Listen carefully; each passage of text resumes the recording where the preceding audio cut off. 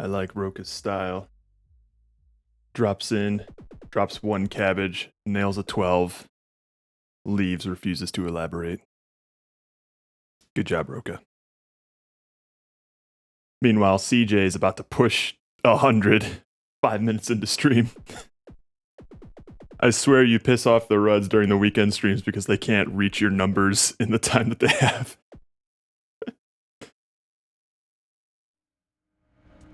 Oh, that's convenient.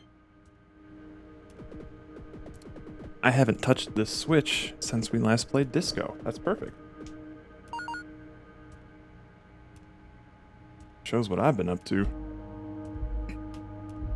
3, baby. I was planning on shaving today, then in honor of Disco Thursdays, I ended up going with as best I could, of the Harry Dubois. I can't get anything here, so I can't pull off his voluptuousness.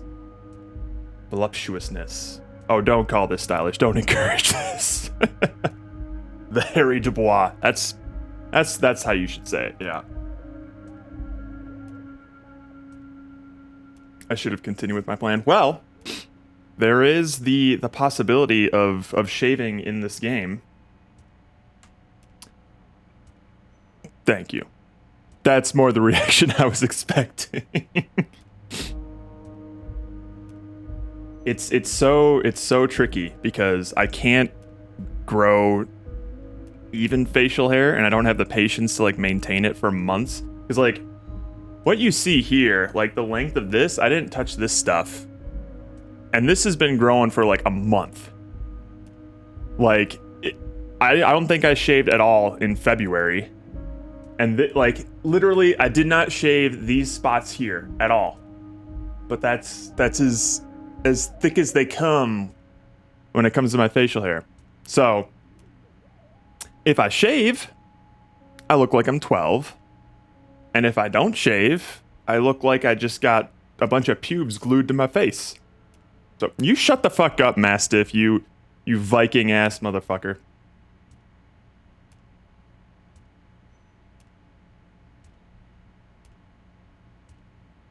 Fair enough, CJ. I've got kind of a similar thing where it doesn't really grow up my cheeks too much, right?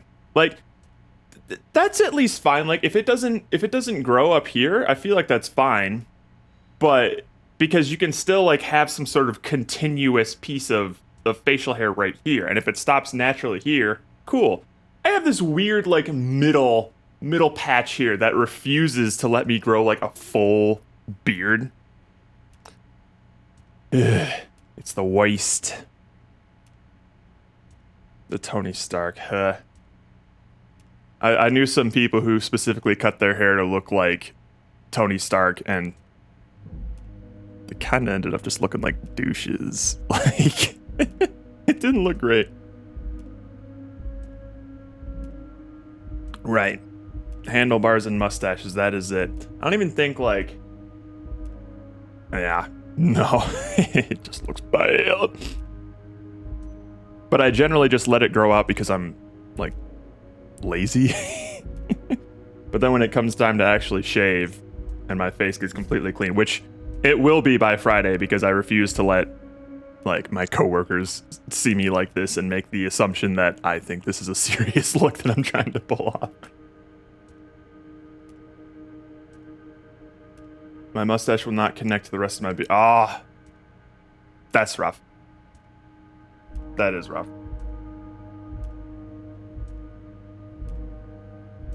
I did once, a couple months back, and I scared my coworkers. They're like, who the hell are you?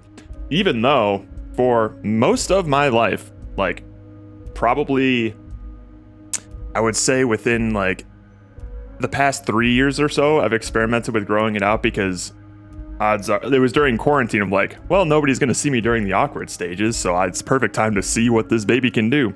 Turns out it was nothing. This baby can do nothing. But that's when I started like experimenting around with my facial hair. But there are some people out here since I moved out to Utah 3 years ago who only have known me with like long hair and some kind of facial hair. So when I chopped my hair off to the length that it has been for most of my life, they freaked out. And then when I shaved to a completely clean-shaven face, they're just like, what the fuck is going on?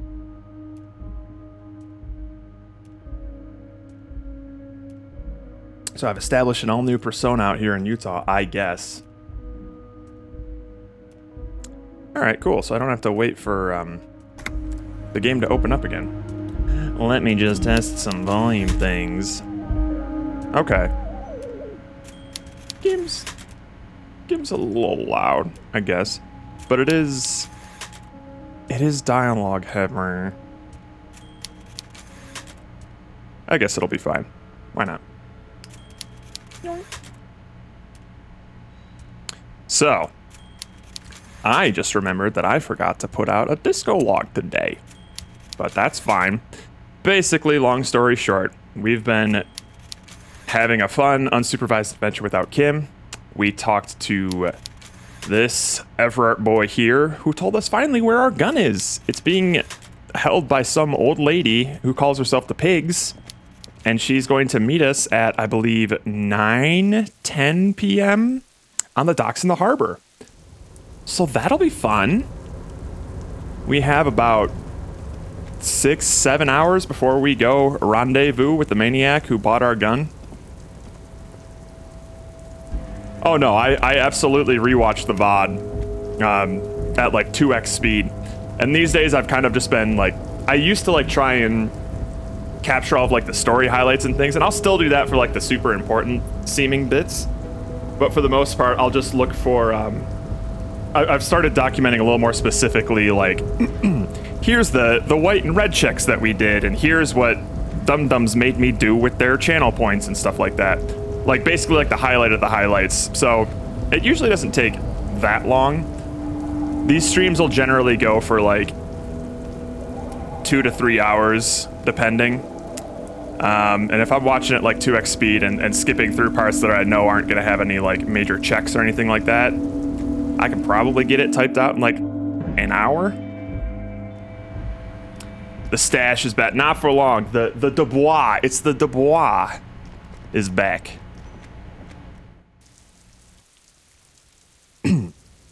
I just don't think I look that great with a mustache. I feel like when it comes to me and mustaches, the only thing I can possibly look like is a dad. And not like the fun kind of dad, more of just like a, yep, it's all about finishing a good hard day's work and settling down with the beer, am I right, boys? Like, not the kind of dilfs that people are looking for. Why, thank you, Diesel. Holy shit. That's horrific, man. Just had golf ball sized hail here. It was a hail of a storm. I've never seen hail that big. I think at best, I don't know, maybe like this big, the size of it, like an iris. Dude, is your like car and stuff okay? Did you have like shit in the garage and things? I've never in my life had a garage. Well, I guess I've had access to some garages to park in overnight and stuff like that, but basically the entire time I've owned a car, I've parked outdoors, so that kind of stuff terrifies me. Nice thunderstorm pouring right now. Oh, jealous.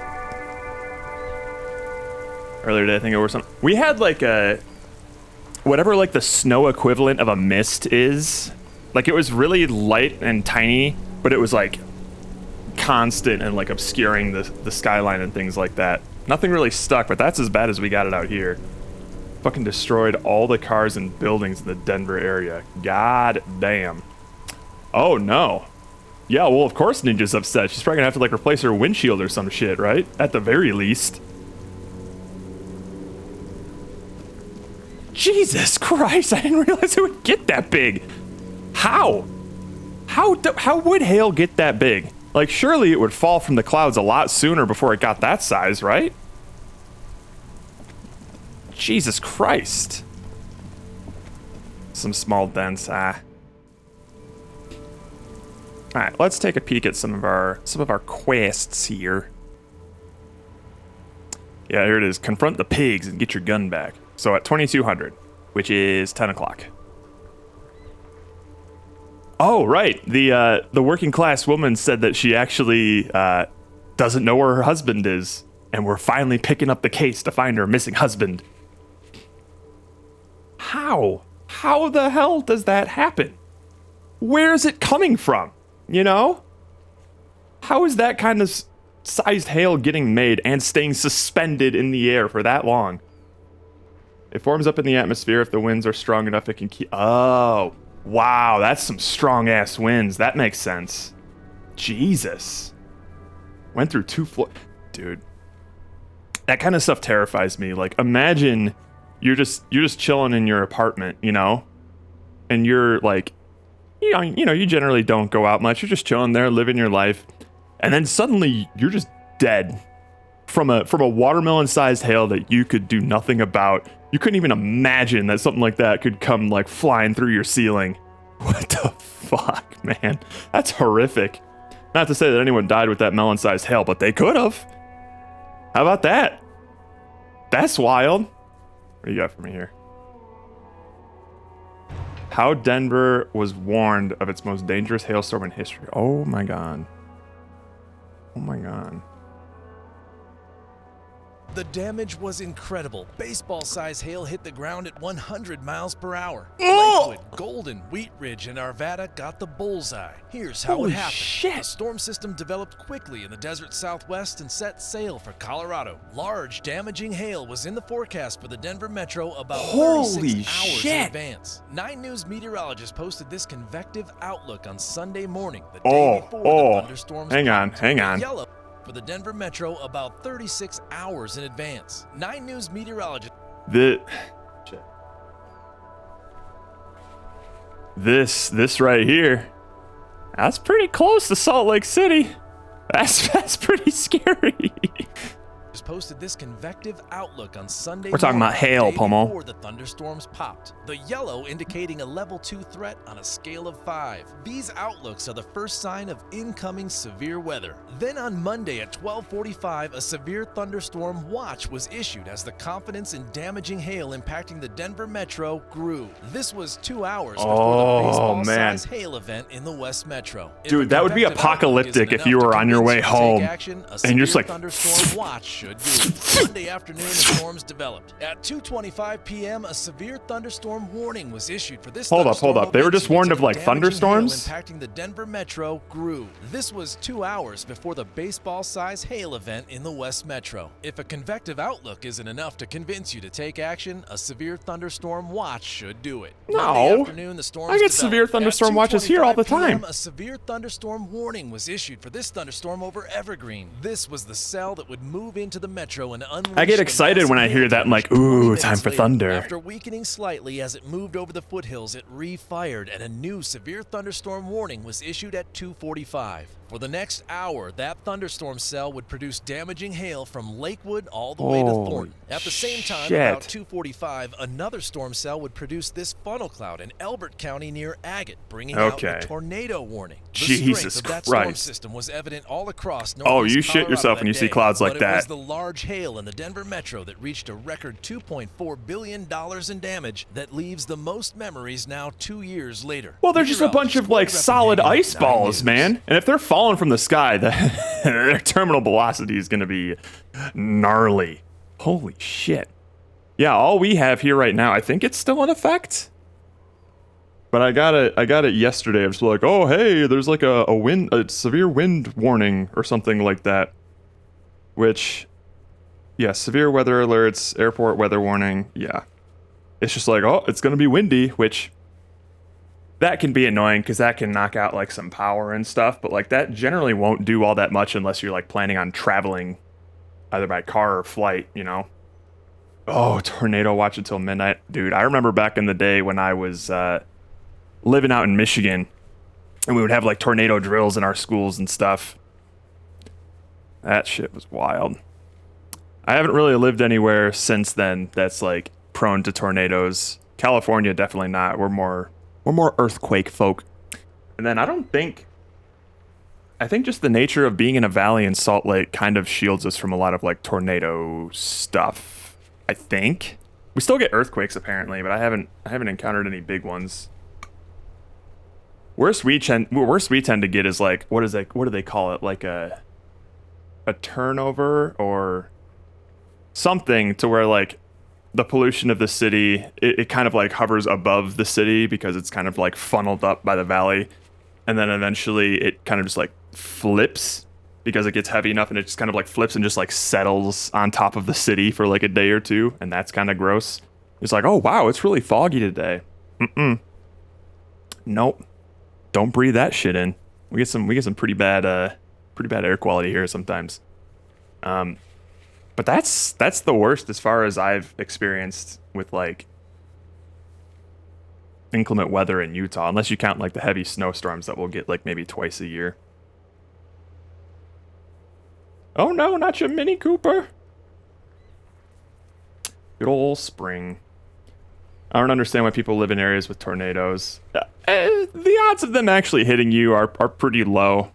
And if you have a basement, you're all set, as long as you don't mind the possibility of your entire house being ripped to shreds. Inversion, that's the word I was looking for. I was thinking it was like, is it an incursion? I'm like, no, that's that stupid like Marvel multiverse word. One of the Wily Stones. Dude, fuck off. Are you serious? Jesus Christ. Dude, that's like the size of someone's head.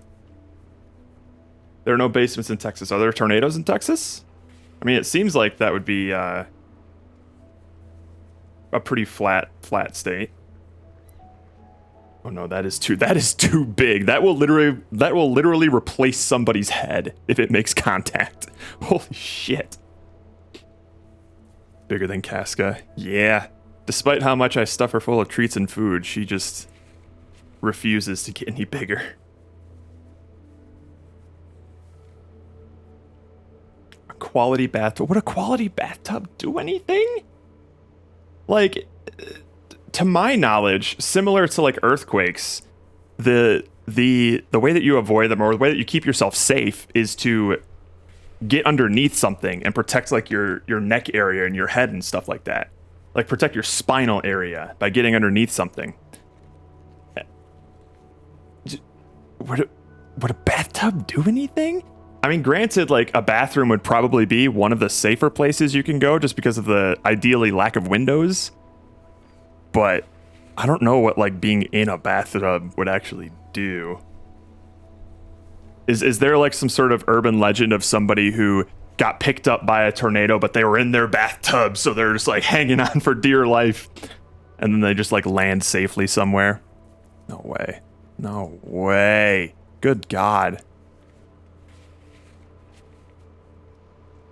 We live at the very bottom edge of Tornado Alley. Ooh, flirting with danger then.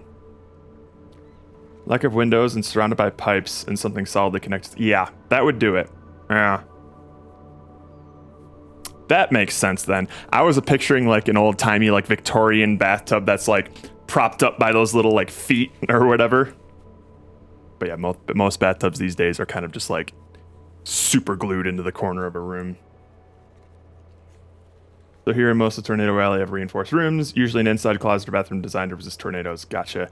I feel like I still wouldn't trust anywhere but a basement. Like, put me underground if a tornado's coming, man. It's like in Indiana Jones 4. I was thinking that too. If anything, staying in that fridge would either just like cook you alive, or it would just weld the fridge shut. You wouldn't be able to get out. There's no fucking way. Maybe if it's an F5, you're toast. They tested that fridge. How would they test it? Like, what did they use in lieu of like a nuclear blast? Basements are foolproof either, which is why some people have storm shelters instead. I guess. Yeah. That makes sense. But yeah, I don't know. And then you always have the risk of like, you know, being trapped in your basement if the tornado just like levels your house and you just have a bunch of debris in front of the door and you can't get out, how do you signal to someone that there's survivors in there? Jesus Christ. We're going down a dark path. Oh, I guess we can go to the church.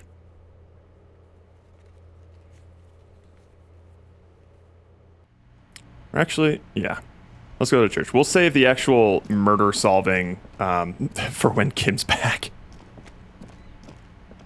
I tried looking up the Utah motto to find a way to connect facial hair and life decisions to the place, but according to utah.gov, the motto is industry. Opening quotation mark and all. That. Huh? Utah motto. Industry. Okay.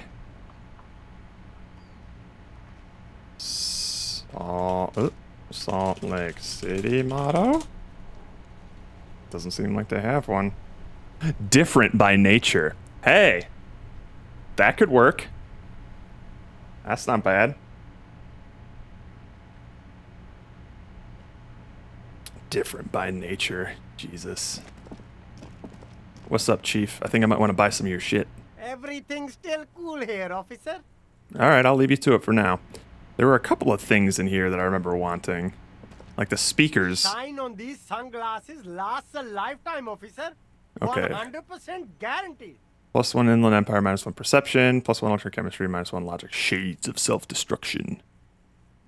Okay. And there was like a shirt here. You keep coming back. That's good, officer. Keep browsing those clothes, keep saving that economy. Dynamic Windbreaker Surf. +1 Composure, -1 Shivers.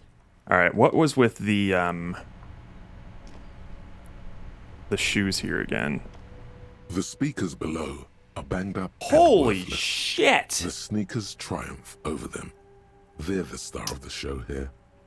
Gotcha. Yeah, so I had to buy the shoes and he would give me the speakers for free. Different by nature. You just have like a black and white like buff dude swimming through the water and looking at the camera. Different by nature.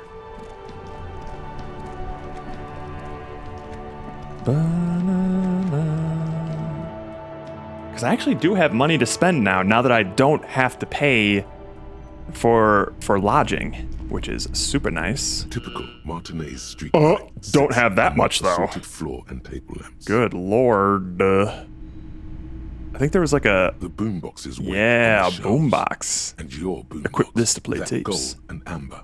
I don't have tapes though. Stares at you longingly with its tape reel eyes. Although we might need that for like karaoke or something. You see rows of toy soldiers guarding the rest of the trinkets. Alright, nothing else here. I think we can afford to sell some things though. There's a couple of things that we have that I think are disposable. Sure. Let me have a look. I'll check my pockets. Anything else you're thinking of selling? Let's see here. Right. Oh, that's right. We have a brush and we have motor oil to paint our masterpiece. Yeah, we really don't need these postcards.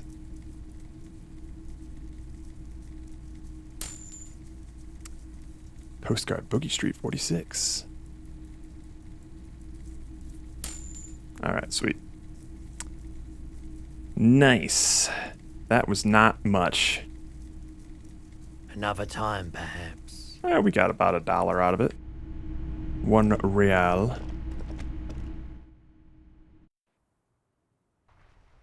Am I wearing too much clothes for you, Roka? We have a lot of different types of clothes now, actually.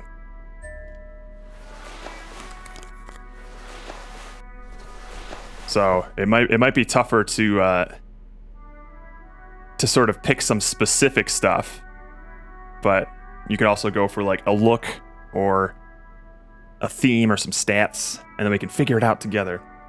They have a better edited section that confirms that the motto has been industry since March 4th, 1959. The word is associated with the symbol of the beehive. That makes sense. Yeah, beehive is kind of an iconic staple of Utah or Salt Lake. Maybe just the whole state of Utah. I forget why. I think there's like, oh shit, something to do with beekeepers or like the history of the people here. But I forget.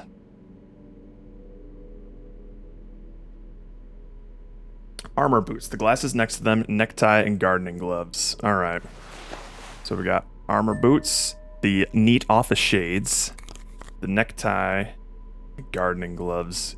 Dude, whenever we're wearing like the gardening gloves and the armor boots at the same time, we look like the dopiest Mega Man there could possibly be. Well, hey, we have +2 authority. But we're kind of imaginative too. That's not a bad build. Still looking pretty hobo-ish though. Oh, it is Pi Day. Nice.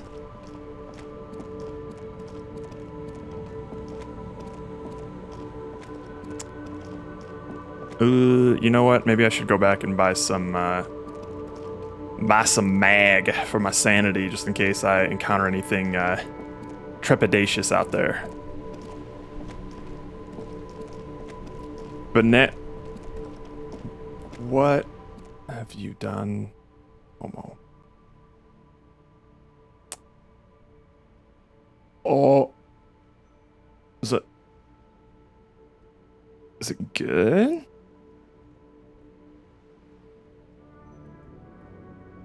Bruh, I swear it's good. I mean, I would try it, but man, I don't know. What's your favorite pizza? I mean, there's something to be said for like the sweet and savory. Like, I'm never gonna knock that combo just because of the fact that chocolate-covered pretzels exist. The tear machine stands in the corner. But still. Okay, so I don't have any bottles. That's fine. I just need some mag, please. A small cabinet on the wall is filled with various medicine bottles, So, nasal sprays, and blister yeah, this is absolutely They like the all better bear deal. The Samba. Okay, here. I hope Saint Baptiste makes you feel better or Thanks. Pepperoni looks different from what we usually get here too, but it looks different? It looks pretty much the same to me. Oh, no, never mind. Those are some wide pepperonis. Wait, no, is there? That's ham. That's some ham shit. Is this meat spiced in any way? Because otherwise, that looks like ham.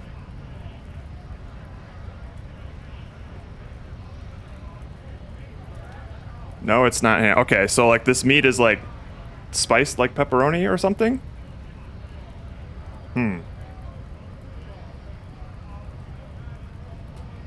Is this the equivalent of like Canadian bacon, where it's just a big slice of ham, but the people who live there insist that it's called bacon?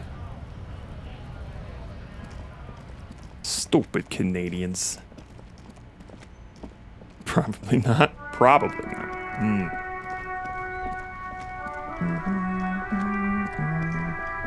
Okay, so it probably has like some spice to it. Maybe I would imagine like around the edges or something. It's got like some spicy flecks on it. Kind of like some salamis out here.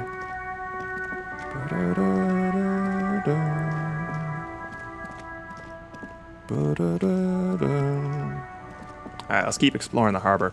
We need to find a cool date spot for our sword chick.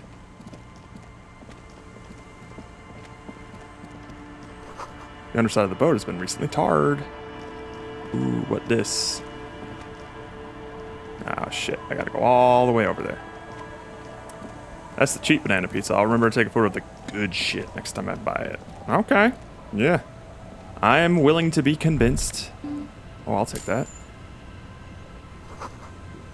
The planks creak beneath your weight. How about the grimy chimney area for a Dane? That seems nice.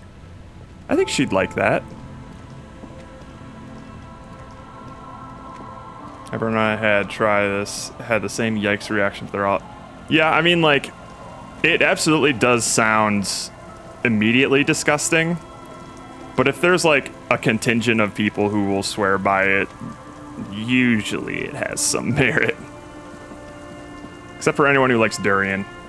They're just wrong.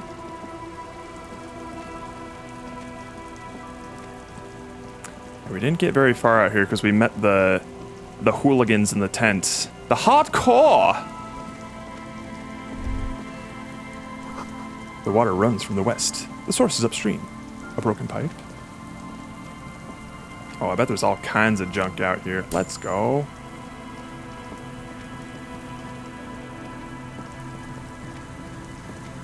Ooh, hello.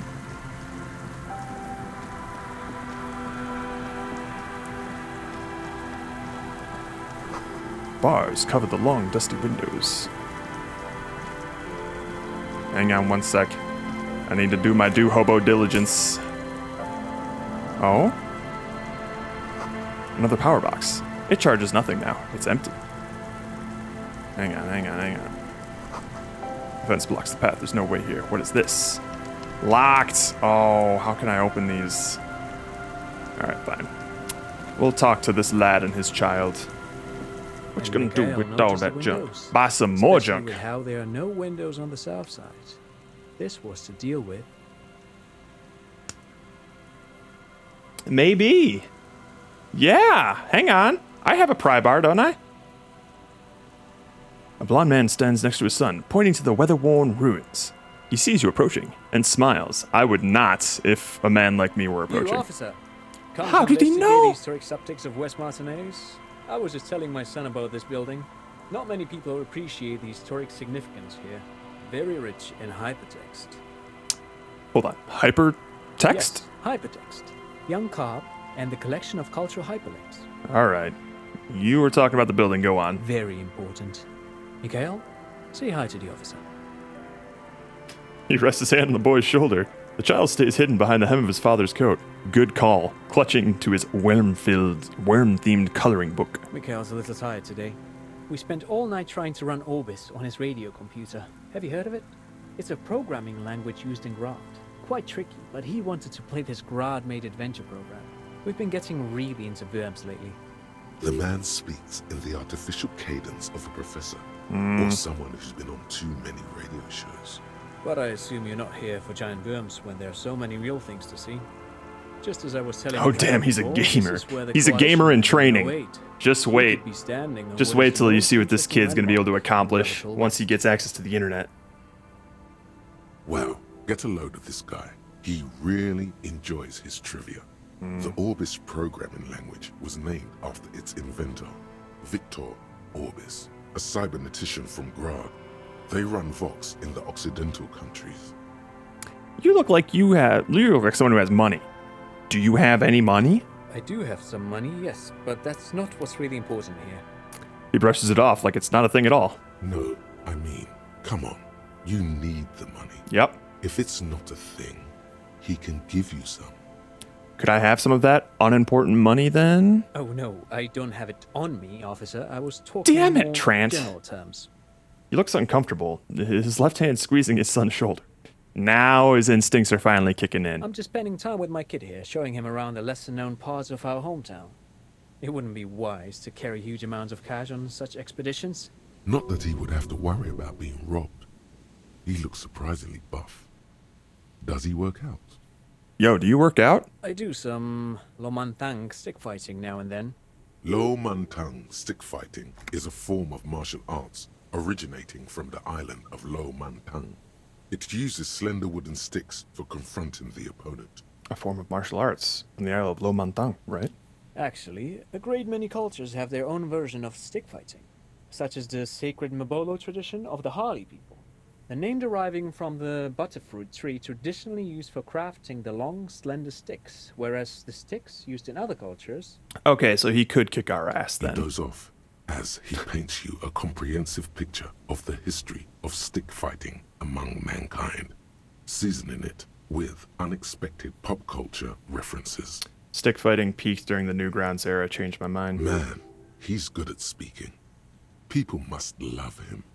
But anyway, I'm boring you with details again. Yep. You were saying? I'm not really interested in the practice. I just want to know how often you work out. Now and then. Or that's what, like once a week? Lomantang stick fighting is a little like a Berolidin addiction. I can I've relate. been practicing it for nearly 20 years now, so you Shit. could say that my doses have grown a little peculiar. I can assure you nothing in this world comes even close to being addicted to this devil. So what is it? Twice a week then? Every other day? Man, is it difficult to stay on the right topic with you? Dad's fighting with sticks every night after dinner. Oh, for fuck. 4 hours. He has a special room for that. And a special costume. Okay, that's getting interesting. That's right, Mikhail. It also has a meditative quality. Helps to clear my head. But anyway, He says, swaying with his hand. Yeah, alright, so he would definitely kick our butts if we tried to rob him. aha! But it's not just any empty old building. He raises his hand to his eyes to shield himself from the pattering rain. All three of you turn to admire the mural before you. What not a lot of people know is this used to be the R&D department of Felt Electrical. And Felt, which now sells ink cartridges mostly, was once a top dog in the turn-of-the-century cybernetics boom. Hold on. What's R&D? I know what R&D is. I don't think I've ever heard of this Feld Electrical. That's not surprising. Only a vestigial ink cartridge and ferrotape manufacturer remains. He just a suit jacket. They started out as a midway electronics outfit in Königstein 2 centuries ago. After an aggressive move to Revachol, Feld became a global player in the emerging personal electronics market of the pre-revolutionary era. Still, Tricentennial was beating them in business machines. But Feld had an ace up their sleeve, or should I say they were developing an ace up their sleeve. I'm mixing my metaphors here. It was What was here that in ace? Martinez, possibly in this very building, that they developed prototypes for a tape computer. A tape computer. An elegant folding mechanism of rollers and ferrotape ribbons, portable enough to be a take-it-home solution. Revolutionizing business machines, possibly even bring them to the average consumer, Home PCs, ridiculous. which is a feat Who of would dream of such a engineering thing? Even today's giants, Rehm, ICN, and ZAM, haven't achieved yet. He grins, admiring the sentence he just produced. He assumes something like a combat stance, facing the wind. What happened? Indeed. What? Dude, The revolution. the boy wipes his nose on his sleeve. Unfortunately, their moonshot project never made it to the market. Feld's move to Revachol backfired. The revolutionary government liquefied their assets and expropriated those very advanced prototypes. Possibly from this very building, or one of the adjacent ruins. He pauses, pointing to the other building, then continues. All of this was built by Feld, even the boardwalk. Wild Pines built Martinez proper as a resort for their middle management. Feld built this side of town for R&D. You're saying that Feld Electrical built this boardwalk? Yes, they even built a pleasure That's wheel, what I'm but saying. that got destroyed in the war. A pleasure what? You mean like a... I hope you mean like a Ferris wheel. A wheel. Kid looks wistfully at the horizon, as if picturing gondolas rising to the sky. Okay, good. Good. It is a Ferris wheel. Yes, to lure in their star engineers. This part of Martinez was nothing but reeds before Feld arrived. They had to make the prospect of living here attractive. It was supposed to become a global center for innovation in cybernetics. But history had other plans. Ask about the boardwalk again. Why? Yes, they even built a pleasure wheel, but that got destroyed in the war. They built a pleasure wheel. Whoa! Yes, to lure in their star engineers. What happened to the engineers, the company people? Oh, I'm afraid it didn't end well for the boys. But this story is a bit too dark for little Mikhail here. Now, if you were to ask about tape computers... No, let me... How were they executed? He means that the boys got shot by the communists. The boys were bourgeois. So let's turn to his son. He means they all got shot in the head because they were bourgeois. Now, do you know what the bourgeois is? We're gonna have a little Dora the Explorer moment with this kid. Officer, I told you this chapter of history wasn't on Mikhail's curriculum yet. Let's keep this kid friendly. They didn't know brains could scatter so far. The boy looks first at you, then back at his father, confused. What did the revolutionaries do to those advanced tape computers? They used them for military communications, but also to write and send out press releases. The most notorious example being Le Décret de Mars. What's the Mars Decree? I mean the radio transmission sent out to news agencies and world governments by the newly created Commune of Revachol on the 7th of March in the year 02. A short-lived legislative foundation for a short-lived utopia. It's a beautiful piece of text, actually. A singer-songwriter I know, Charette, called it a love poem to Revachol on her political concept album, Bon Baiser dans ce Lind. Bless you. You should read it. Every local library in Revachol stocks a copy of the decree. I tried to get Mikhail to memorize it. Tried to. Someone was much too interested in worms to be paying any attention. Yeah, I don't blame him. The kid takes a peek at the green and silver worm on the cover of the book, already forgetting about this part of the discussion. How did those tape computers work? Did they work like radio computers? Actually, no one knows. No one even knows what a computer made entirely of tape would look like. But word has it, they were very elegant, exquisite, alien-looking turn-of-the-century hardware. He raises his finger, remembering something. Buckle up. Oh, good. 10 years ago, Oh, I did a good. little freelancing, I guess you could say. I was a special consultant for an exhibition at the Womty Dumpty Dum Center in The what? Vredevoort, Oranje. It raised the same questions, and we had lengthy discussions with Paul Ockerman, who was head curator at the time. This was before the twins Keith and Guy Juice joined the team, trying to... Wait, did he just say Yeah. Wumpty Dumpty Dum Center? What the hell is a Wumpty Dumpty Dum Center? And who the hell are Keith and Guy Juiced? Okay. The Humpty Dumpty Dum Center, Paul Ackerman, Keith and Guy Juice. What are you talking about? The Womty Dumpty Dum Center for Contemporary Arts. The exhibition itself drew on Lagerman's notion of memory, and so there were some parallels. That's why the head curator, Paul Ockerman, chose to... Come on. There's no place called the Humpty Dumpty Dum Center of Arts. You're making this up. Hey, is your dad making this all up? In fact, I'm not. The I Womty got a Dumpty Dum thought. Center is a place you can visit if you're ever in Vredevoort and are ever in the market for an exhibition space / contemporary art research center. But perhaps I should return to the tape computers. I guess so. As I was saying, the device itself was very elegant, fragile even. One could write directly on the tape using a special chemical solution. The machine would then analyze the handwriting, perform operations, and project output onto a white screen. It was a beautiful, delicate thing. Mm-hmm. Made of black film and folding tape structures. Cool. Very, very cool. Though I understand the socio-economic Crystal causes cool. of the revolution, it pains me to imagine the revolutionaries setting fire to this precious device. But so they did. The felt playback experiment vanished into the fires of 07. Why did the revolutionaries destroy Who it? knows? Maybe it was an accident, or maybe they didn't want the technology to end up in the wrong hands. Either way, they're all gone now. All 3 versions of the prototype. Nothing but debris and ashes remain inside that building. Takes a step back. The boardwalk creaks mournfully in the wind. But of course. Thanks, my what guy. else? Great, thank you for all the interesting information. No, thanks to you for having me and little Mikhail here to pick your brain. A very interesting conversation indeed. Don't forget those heads and those skulls I told you about. Pick your brain. If anything, this was rather one-sided. He did the talking. Whatever. Whatever. Fascinating. Yeah, I'm gonna try that. Right after I look at this mural. You see a once bright mural towering above you. The signage has peeled off over the years, but you can still make out Feld Electrical R&D. A slogan used to intertwine with the loops a long time ago. Now, only a shadow of peeled letters remains. It says, tomorrow is just a whisper away.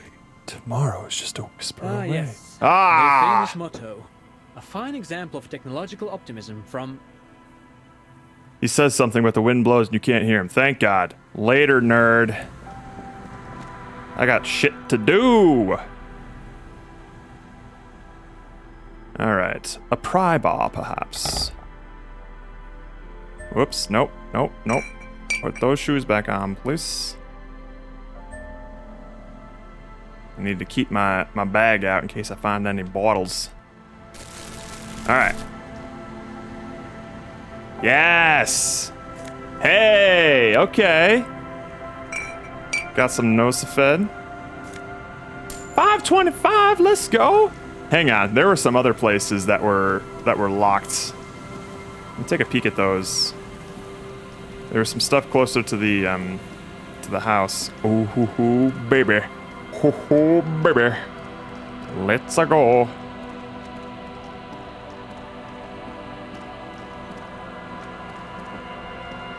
Right here, there it is. Ha ha ha ha ha ha ha. Let's go. Alright, and then I'm trying to remember. There was another locked box somewhere. There was one in the harbor, that's for sure. But was there another one that was nearby here? Maybe it was in this little house. Oh wait, there's something here. Ball, I'll take it. Let's go. No, it wasn't in here. Where was that other locked box? Dan? Oh, I think I remember. I think they were both at the harbor, actually. Hello? Someone has broken down the fence and the barbed wire. No. Oh, there's some more stuff here. Okay. Swing's missing. No one's been here for a long time. Birds in the birch tree. Barely audible coos from above. Someone has left their music collection beneath a tarpaulin. Ooh. Tarpaulin. Or whatever. The smallest church in Sans. Let's go. Ooh. We got a little treasure trove in here. Glory, says the graffito. The ghost to the ghosts of us. Money? Money. Damn, jackpot. Well, hang on now, because I'm pretty sure that tape was... It's like a quest item, right? Yeah, we were looking for a tape to do karaoke on. The tape found from a shack on the coast. The A side has the smallest church in Saint-Sans written on it, while the B side is supposed to contain the instrumental version. Requires a boom. Oh, we can get that, boy. There's no way to listen to the tape without a working tape. Tarp is just short for tarpaulin. I had no idea. Language is whack. Soon we'll stop saying charisma and we'll all just collectively use Riz. A pawn shop. A pawn shop would have a tape player.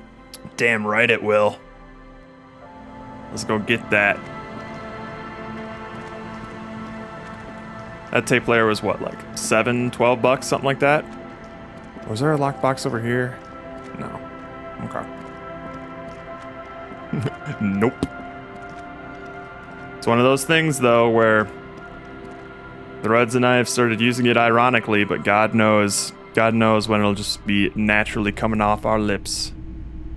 The boomboxes wait on the shelves, and your boombox. Give me that fucking boombox. Gold and amber, Harmon, wow. And here you are, quality sound reproduction on the go. It'll play anything, wherever. Turn any tape into a conversation of sounds and shapes. You don't have to sell me on it, man. I already bought it. Thank you. No. Over here.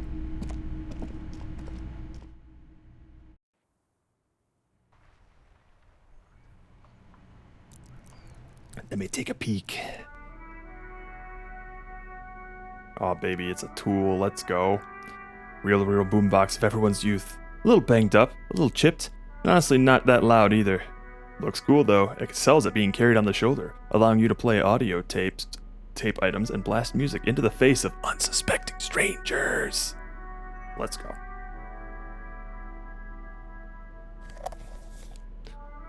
Can I do this?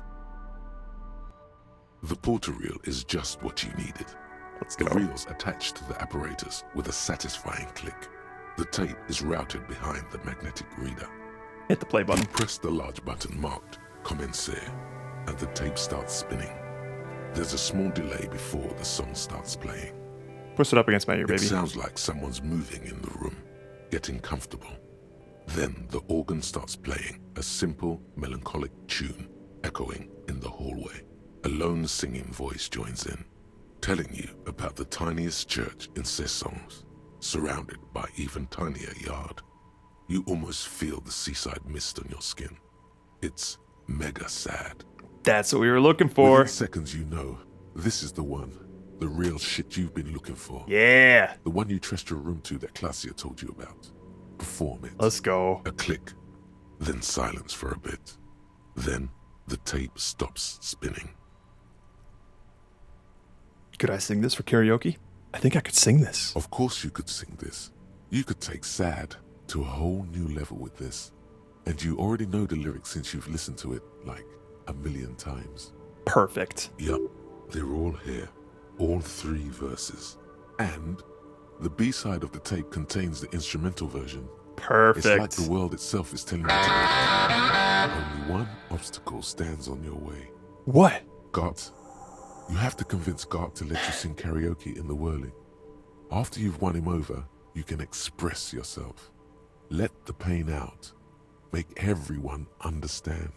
All right. Immediately, the boombox tunes itself back to the Friday night beats, vibrating on your shoulder. Let's go. Yeah, we're just gonna chill out with this right now. Can I just like... Oh, I can't turn it on. What? I'm just gonna stroll up in my tidy whities in the newly acquired boombox and be like, Gart! Guess what's happening? Oh, this is new. I don't think I've heard this music before. It's because I'm playing the boombox.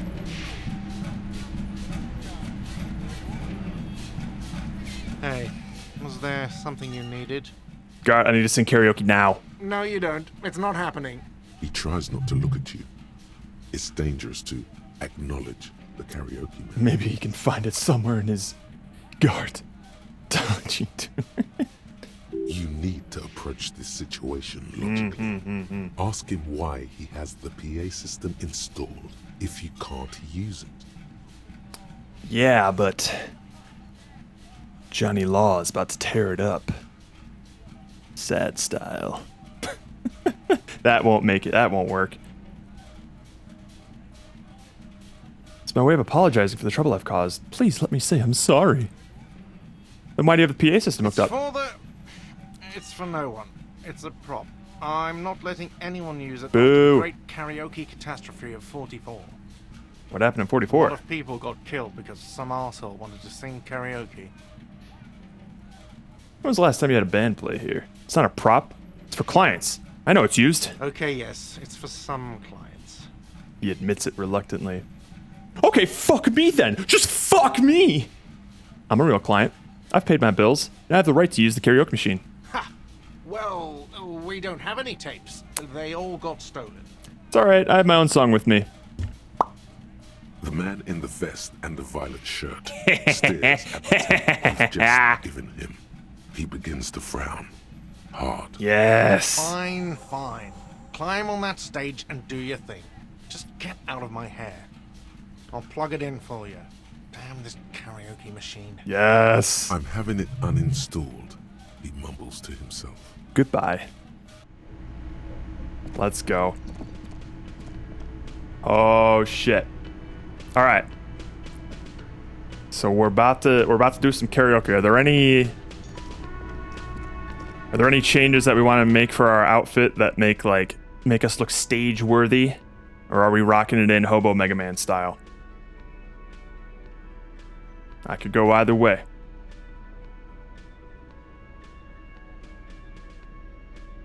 Although, let's see. I think we should keep the boombox in the bag. I think that kind of helps out with our aesthetic here.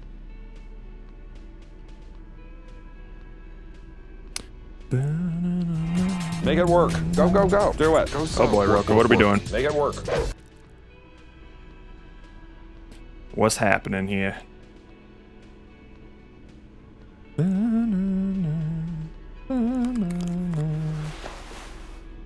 What are we looking for?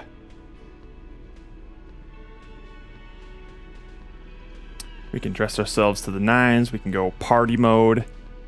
Got a little boat out here.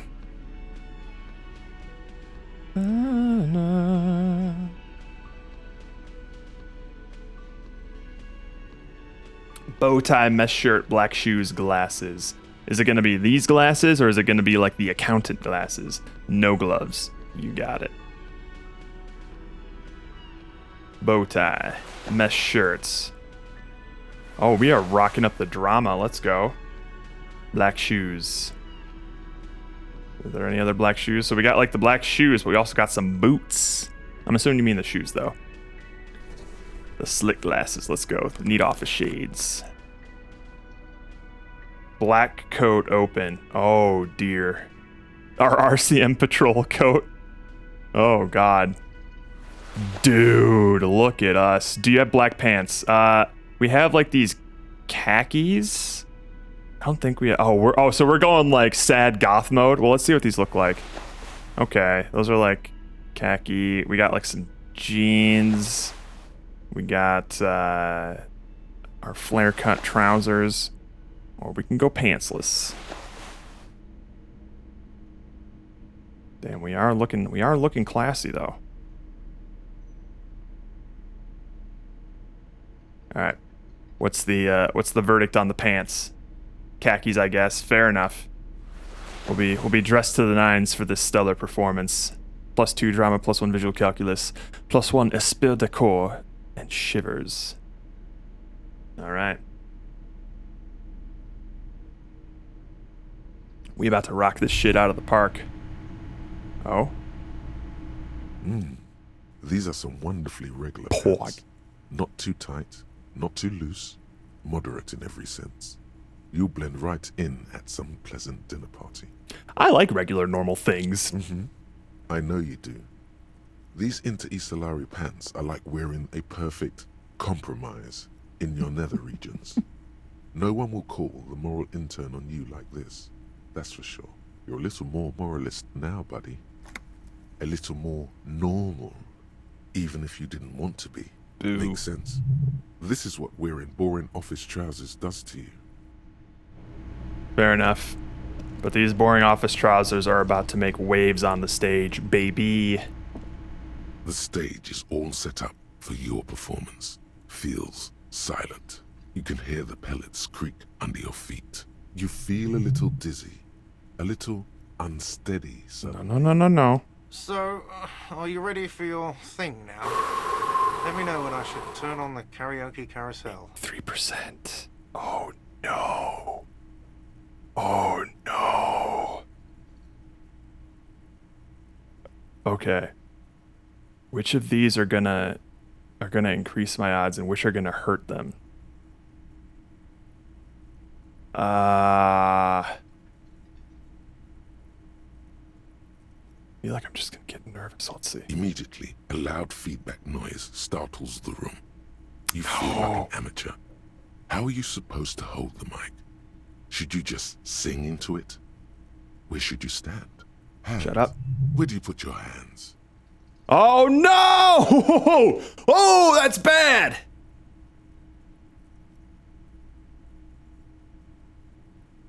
That can't hurt much more, right? There are some people out there, but mostly a post-meridian slumber has fallen on the premise. Not super lively.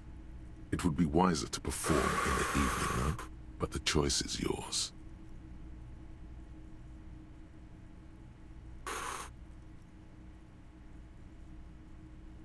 Okay. I guess the question is, do I try and perform now, or do I wait for a bigger crowd at night? I don't know. I'm not sure what's better. I already really fucked myself with that testing the microphone. Oh, that's bad. That's bad. And that's even with +2 to my drama. Ooh, I'm supposed to be good at that.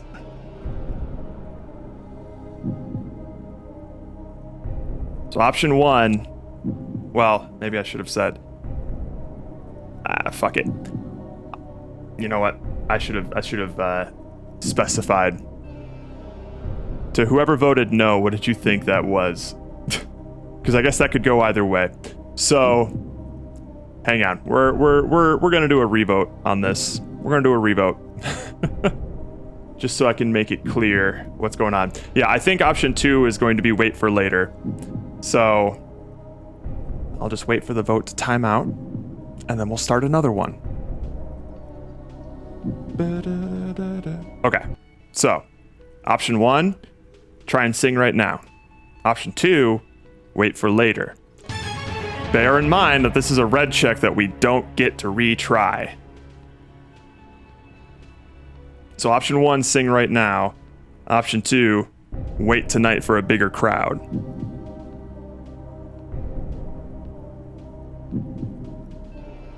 The choice is yours. Man, I'm so upset that I just kneecapped myself with that with that mic test. Holy shit. -2. Jesus Christ.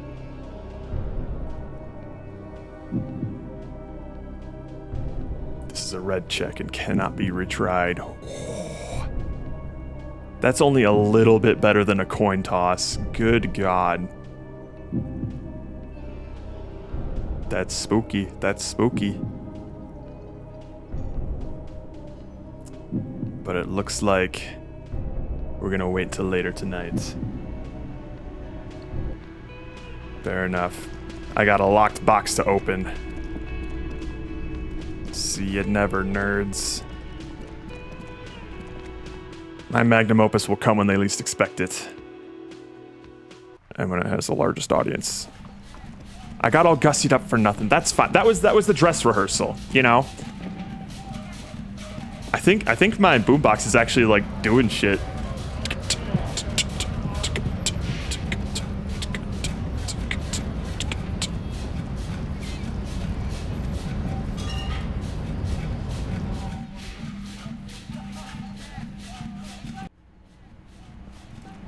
Keep it going, baby. Party never stops.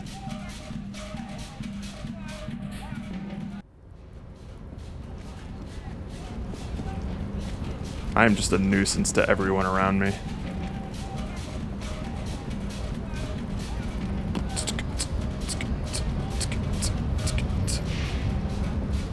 Can I open up that container yet?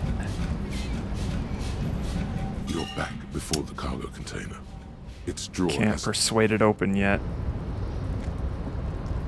Alright, so there's definitely a locked box up here, right there. Alright. I just need to get my my trusty crowbar out.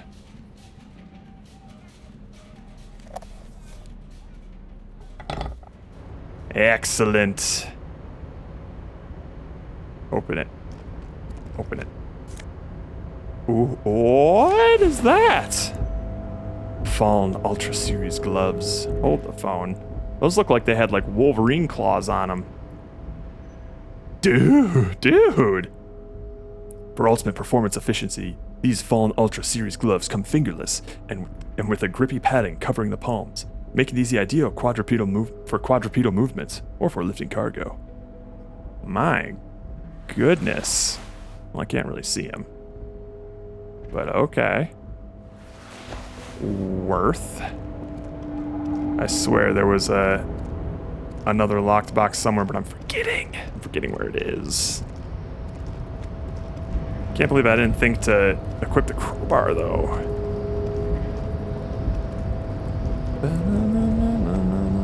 Alright, well that was worth the trip. And the slight detour to get me all prepped up for karaoke.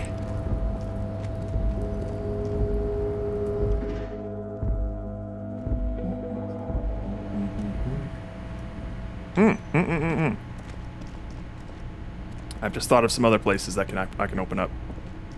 We're just going on a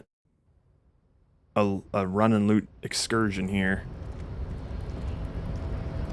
To the apartments.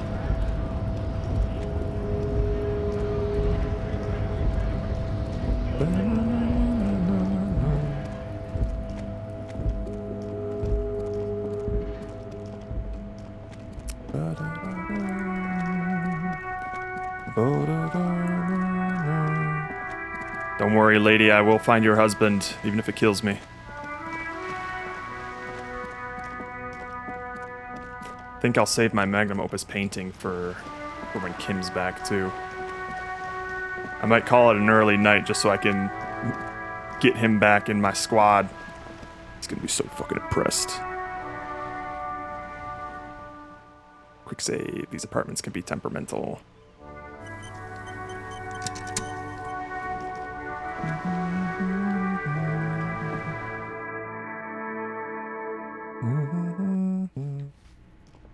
Hello, lady. Most people settle for bed after 2100. Okay. Noted.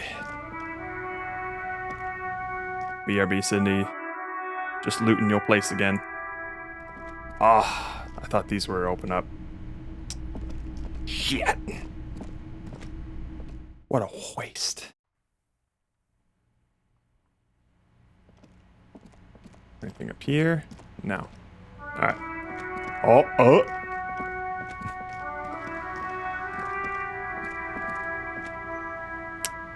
Ba-da-da-da.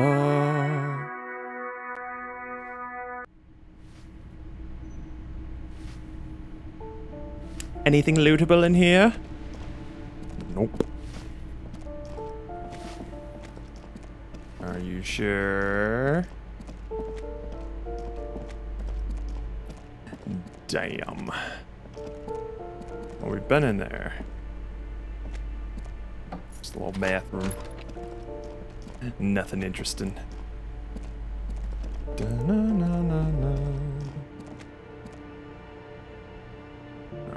Oh, wait. There might have been something up here. Ba-na-na-na-na. Yeah, no? What is this? Oh, not even a crowbar can get me in there. Alright, fine. I'll cut my losses and go back to the hob.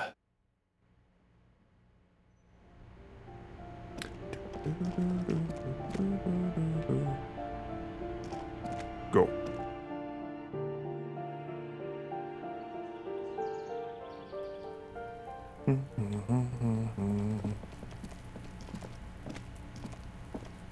Is there a locked box over here?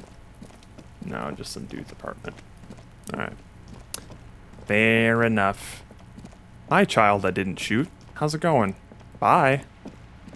What?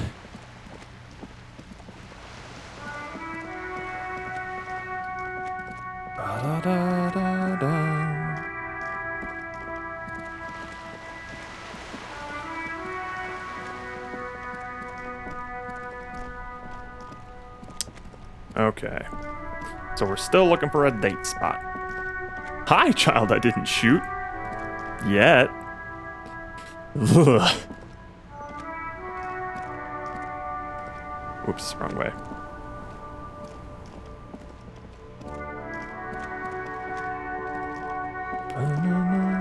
That would be pretty horrific if our dude just had latent memories of past timelines. Because he's died a lot.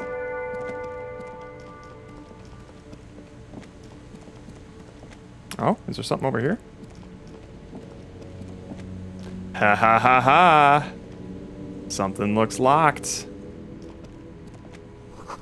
The sign says no entry. Someone scribbled an inverted star on it. Well, hang on now. I'll take that. And I will open this. Ooh, what is that? Jamrock Biker Cop Sonnies. Now that's a name right there. For taking your Harmel Roy's Ryu? supersonic, out for a ride on the streets of Jamrock, where your heart is buried. Look at those. What did they do? +1 empathy, -1 logic. Feel the streets, leave the reason behind. Alright, alright. Crowbar is OP. Living on the highway. Alright, I think we did everything here. We checked underneath a tarpaulin. Oh, we had a couple of bottles that we could return, but that's fine. We'll do that later. We're still tripping in some cash. We've been in there, nothing interesting. Is there something up here that I can go? No.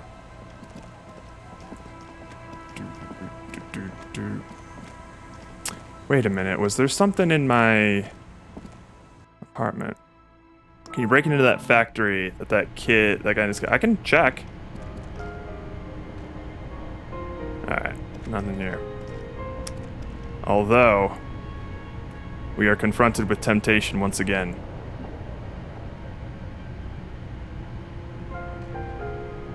On the table, you see a bowl of water, a rough soap, and next to it, a small hand mirror. A straight razor soaks inside the wash basin. Do we shave? That is up to y'all. Decisions. Do we chop off our luscious locks of the face? Or do we keep our muttons of manliness? Yes is to shave. No is to keep it. It's a big decision.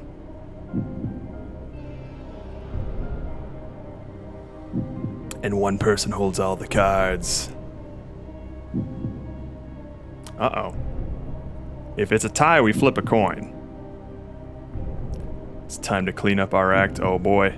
Seems like people disagree with you.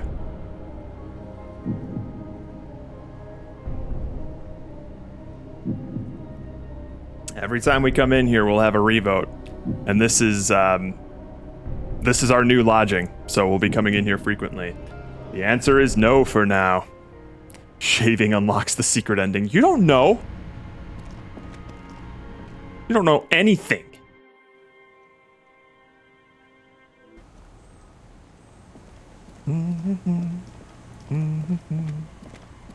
That's what makes it secret. The fact that no one knows.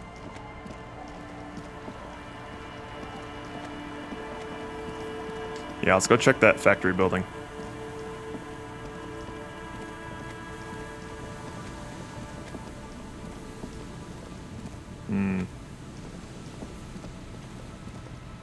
Doesn't look like it from down here. Let me check up top.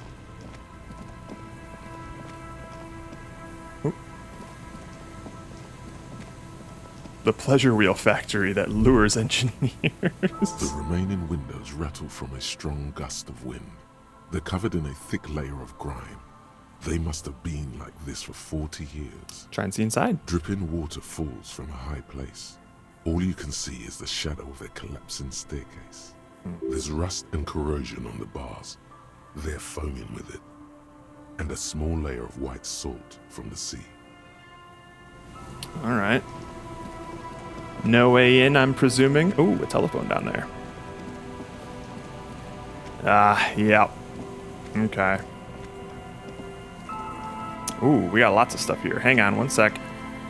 London calling. Someone must have worked hard to smash this plastic dome. A metal payphone under a yellow plastic dome. You could use it to call someone, unless you're out of change. You hear the tone. Who would I call? Make a booty call. The machine is inoperable. Okay. Put in 10 cents and dial a random number. Let's go. Calling. Still calling. End of tone. Someone picks up. Pierre, is that you, Pierre? The voice is female and sounds about 100 years old. Say you're not Pierre. That seems like a better idea. You don't know why. Am I Pierre?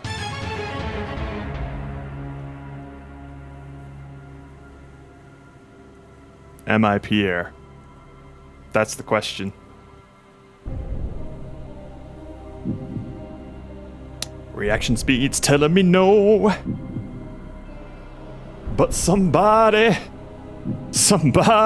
telling me yes.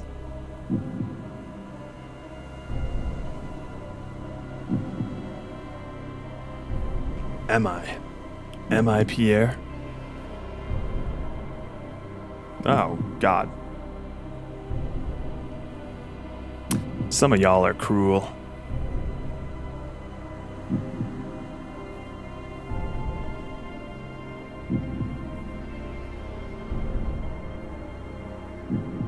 I might be? What's Pierre like?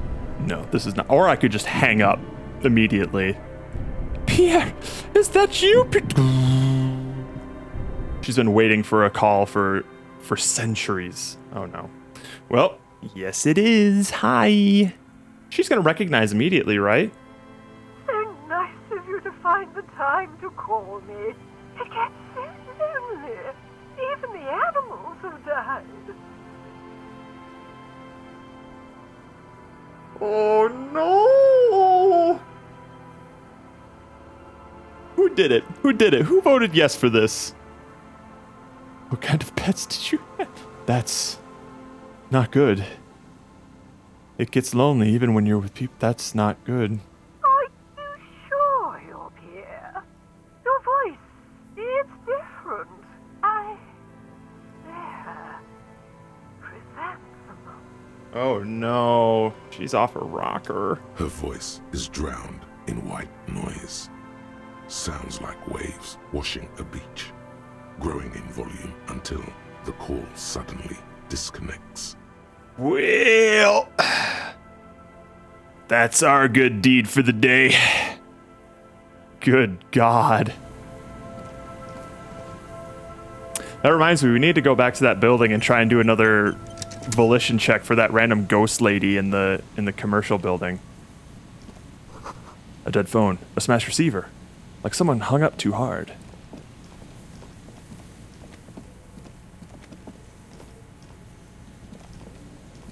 All right, what else we got here? Oh, I see a locked container. Mine. Someone has left an unidentifiable article of clothing on this Oh railing. shit. It smells really bad. That's probably Doom Spiral's jacket. Touch The it. cloth, if you can still call it that, makes a soft crunching sound as you thrust your finger into it. Don't say thrust. It's streaked with dried seagull shit and tangled with pieces of seaweed. A dangling arm suggests that there might be a jacket beneath the crust of filth. It seems likely that it was left in the surf until someone laid it out on this fence to dry out. Unfortunately, that just seems to have stiffened it into a shapeless mass. Much as the thought of touching it causes you to cringe, this could be the jacket the idiot in the colorful tracksuit was looking for. Alright, so we'll probably have to just tell Mr. Doom Spiral. We found his jacket. Hello, money. Alright, let's clear this methodically here. Bottles, let's go. I think our hobo cop thought it either makes us find more bottles or rarer bottles. I forget. What the fuck are those? Mega Bino's prescription glasses. Excuse me? +2 encyclopedia. Discover your inner Bino. Nausea-inducing hell glasses. Whose idiotic idea were square and beige plastic frames anyway? Beige is a color that does not look good on anyone. Not to mention that seeing the world through these exceedingly thick lenses feels almost nauseating. Oh, good God. Oh, nope. Take those off, please. Put them back on. There we go. There we go. That's more like it. More fuel. A coin-operated weighing machine. Hasn't been used in a decade. Oh, a postcard. I'll take it.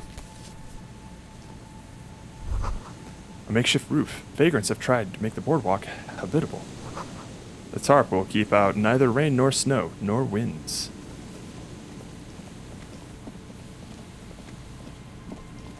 Hello? I'll take it. See, this looks like a nice romantic spot. It's a big wine canister. It's open and empty. Damn. Oh, perfect. The smell. It's awful and familiar. Hold on, it is awful. It doesn't help.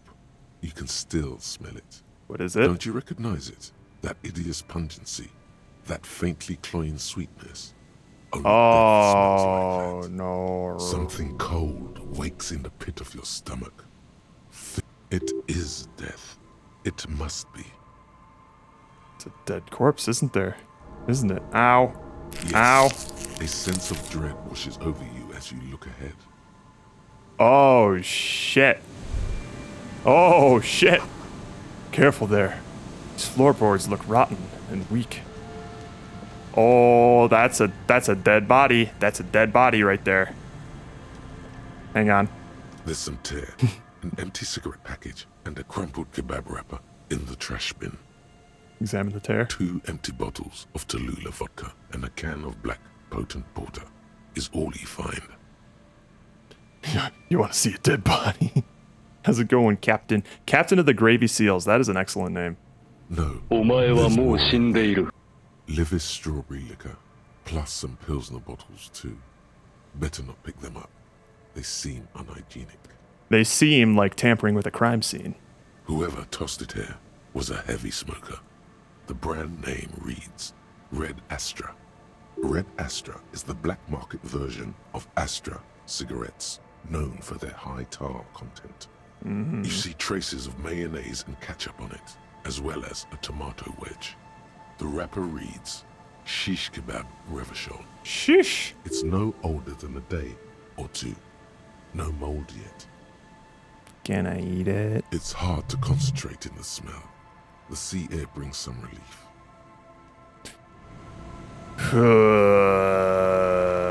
Okay. Hey, buddy. A man lies on the boardwalk, his limbs bent and neck turned at an unnatural angle. Right next to him is an empty bottle of spirits. In his cramped hand, a chewing gum wrapper. Half of his body has slipped between the cracked boardwalk, starting with the right leg. The fall has left him broken, contorted like a sad puppet. Oh no! He just died of an accident? The smell is not as bad as a 2-week-old corpse, but it's definitely heading there. Oh, that's a bummer. Calm now. Carefully. Just another day. Just another dead body. Breathe. He's wearing mud-caked boots, beige trousers, and an old brown leather jacket with a bright blue lining. There are traces of kebab sauce on his chest. It's upsetting that this is called a working class corpse.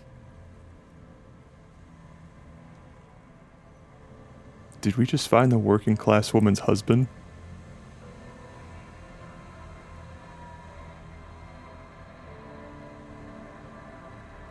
Oh shit. The leather jacket suits him well. It must be custom made. A cool leather jacket with a bolt of blue? Oh no. Oh. This sounds terribly familiar.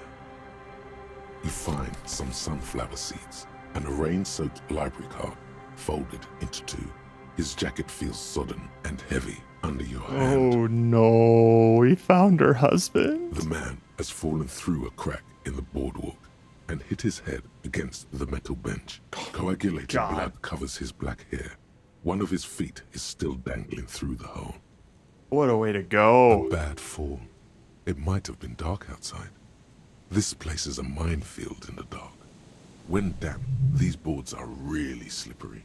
Even I can fix that. Balance here. Oops. His expression is dull, like the sea behind him. Drops of water shining on his moustache. His eyes, empty and wide, look frightening in their frozen gaze. Oh, fuck. Height, 170 to 175 centimeters. Oh, no. Curly hair, stout build. Age approximately 50 to 60 years. Oh, no. There's some dried blood on the metal bench, right where the corpse's head rests. The floorboards are rotten and slippery wet around the hole. An empty bottle lies nearby. A chewing gum wrapper is clutched in his fist. Dude, we are getting up to some shit when Kim's not around. Jesus. Be very, very careful where you step here. Okay. Examine his head. A dried chunk of blood covers the hair at the back of his head. An open wound. It's sticky and cold to your touch. Why did you touch it? Examine the bottle. A .75 liter Tallulah vodka with its cap missing. There's hardly anything left inside. Chewing gum wrapper. Rubowski spearmint chewing gum. Green leaves on the cover. The man's mouth is half agape from the terror of the fall. Let's look in it. The blackness of death. Stench. You think you see white chewing gum too. Oh. Confirmed. Nearly the whole pack is there. So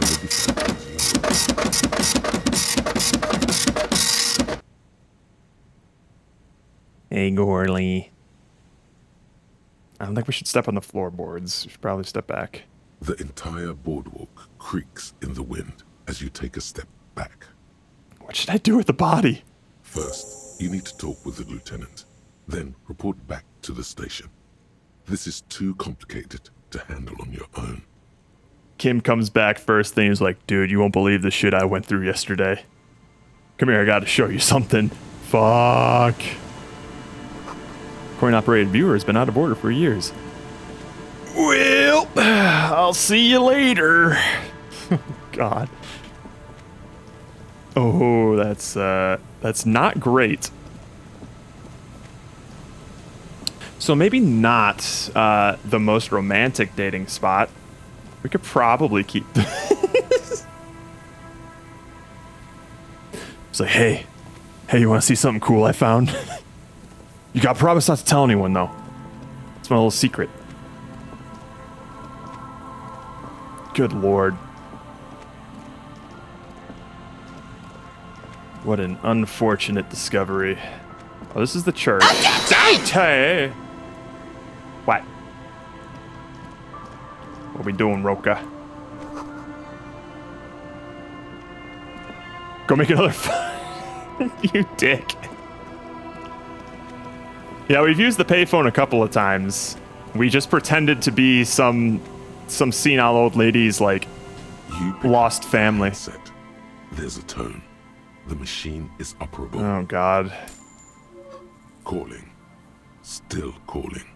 Someone with a masculine voice picks up. Hello, Gerard speaking. Hello, Gerard.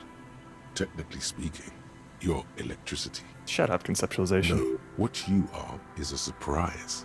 Get his wife on the phone. What? Hey, Gerard, get your wife for me, will ya? Is Electricity there? I need to speak with Electricity, please. Gerard. What a douche name. Change it. Change your name. Sorry, wrong number. Or hang up. What do we do? There's a nice convenient 5 options here. Someone immediately votes wife. Jesus Christ. You guys are assholes. just a unfamiliar.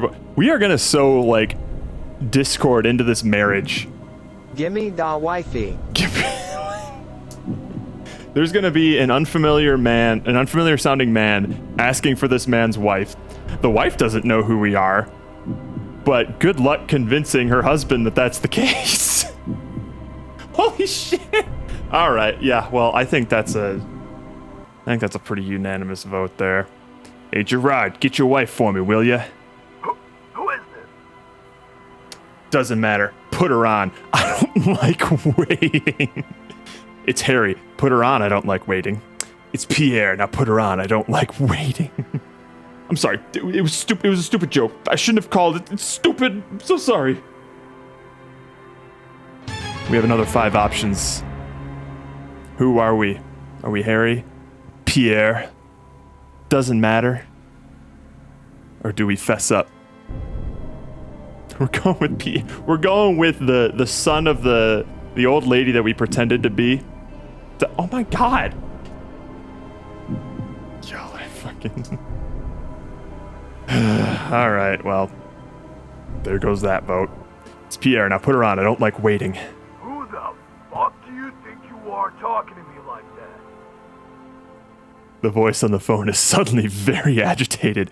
I'm the guy who's fucking your wife, Gerard. Now put me up her on for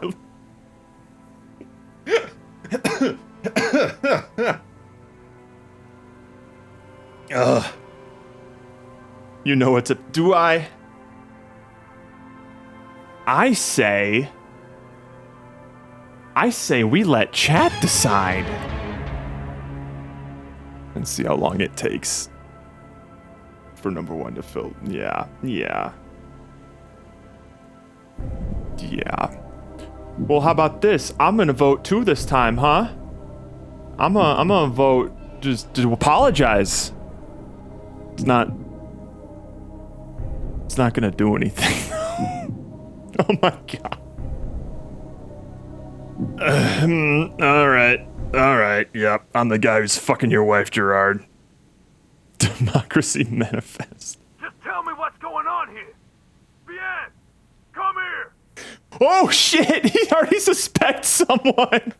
Now you hear fear too. The voice gets further away from the microphone. Or maybe Bien is his wife. The sounds are muffled. You can make out 2 people, a man and a woman called Bien.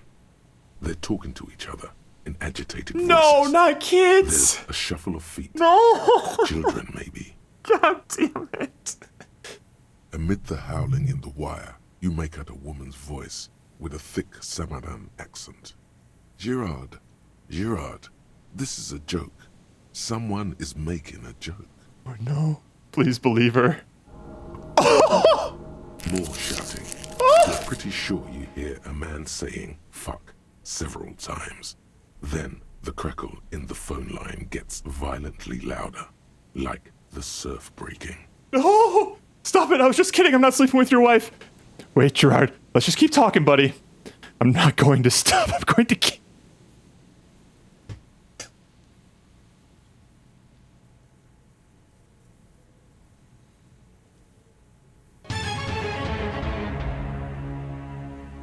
Oh, no!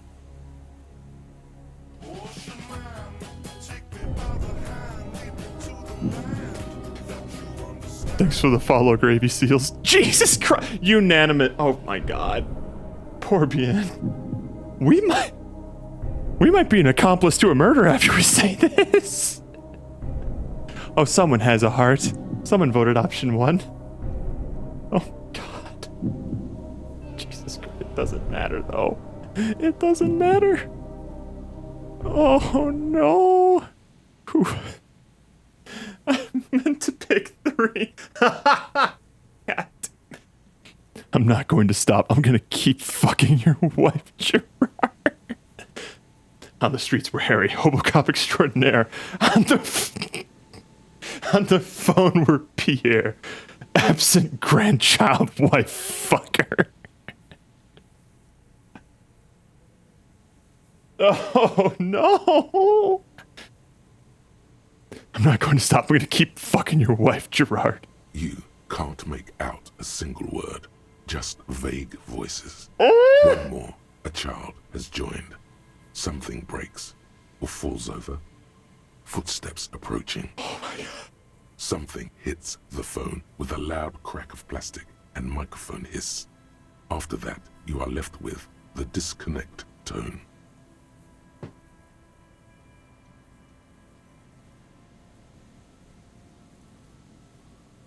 I'm just gonna not think about the lasting consequences that we may have caused there. I think we can just assume that everything was fine. We just ruined an entire thing. Don't be lumping me in with this shit. I was just following orders. All in a day's work. Holy shit. Jesus Christ. What if you... I'm gonna go to the bathroom real quick. I'm going to get a nice refreshing drink. And we're gonna pretend that this never happened. I'll be back. Not my fault.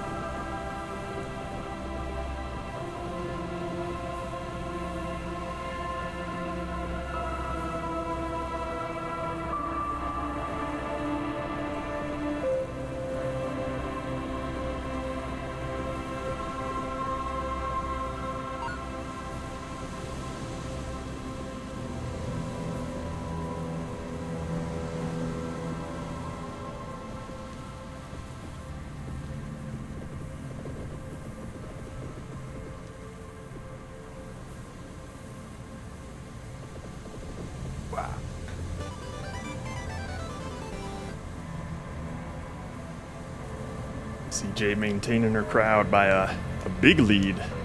All I'm saying is there's only one person with the ability to interact with the game. It's not... Hey!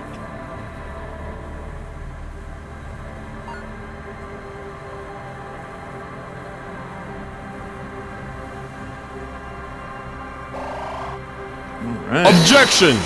Oh. God damn it, Roka. Can your passion for chaos not be satiated? Tone. The machine is operable. Oh my God. Calling. Surely it can't be as bad as the last one. Calling. Calling. Still calling. Don't pick up, don't pick up. Still calling. Don't pick up. Stop calling me, man. Someone picks up. The voice on the other end is slightly hysterical. I'll get you your money, alright? I just need till tonight. Let me work.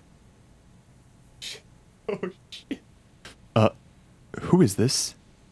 Yes, but slight change of plans. I want this delivered to the Whirling and Rags in Martinet. We could all be a bit kinder to each other, don't you think? Consider your debt paid, my friend. Oh, that sounds nice, but... Oh, that could be bad. You seem to be in some sort of trouble. Maybe I can help you. I'm a police officer! Anybody in the house?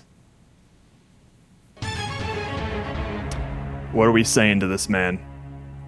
He says, stop calling me. I'll get you your money, alright? I just need till tonight. Let me work. Dude, can you imagine those things? Like, you know what? Consider your debt paid, friend. And then the person who he actually owes just comes in and fucking kneecaps him. Oh my god. Oh, you guys just want a payday.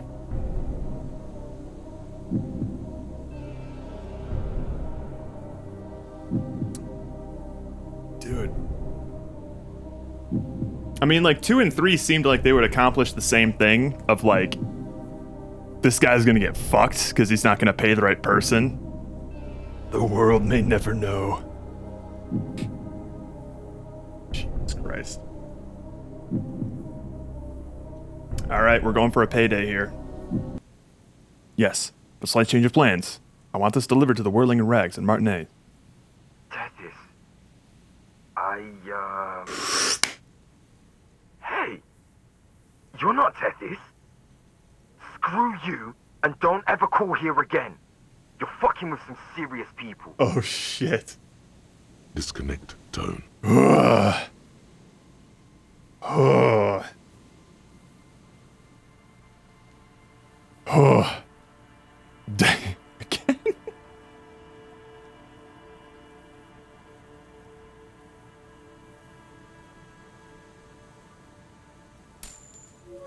Calling. This phone is like the casino of DOA. You never know what you're gonna get. I'm tired. That's how he answers the phone? A man answers fast this time. His voice is hoarse from cigarettes. You hear typing in the background. Sounds like he hasn't talked to anyone in quite a while. What are you tired of? I'm tired too. Is there anything I can do to help? I'm with the police! Just pick up the phone. I'm tired. Hi, Tired. I'm here to call or talk to you about your car's extended warranty.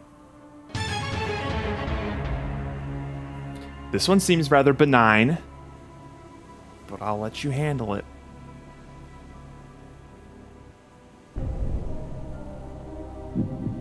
We have the potential to make a friend here. We have a lot in common. We're both tired. That's about it. That's what we have in common. But friendships have been started on a lot less.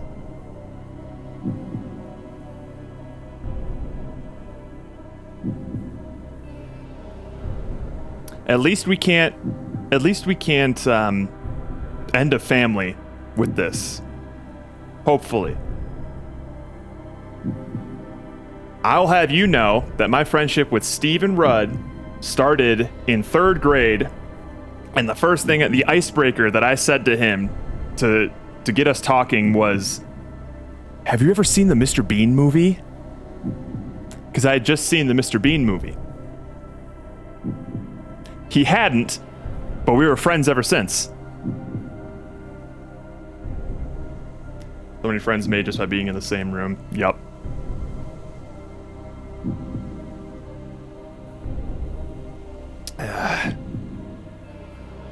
Has he seen it? I don't think he has, actually.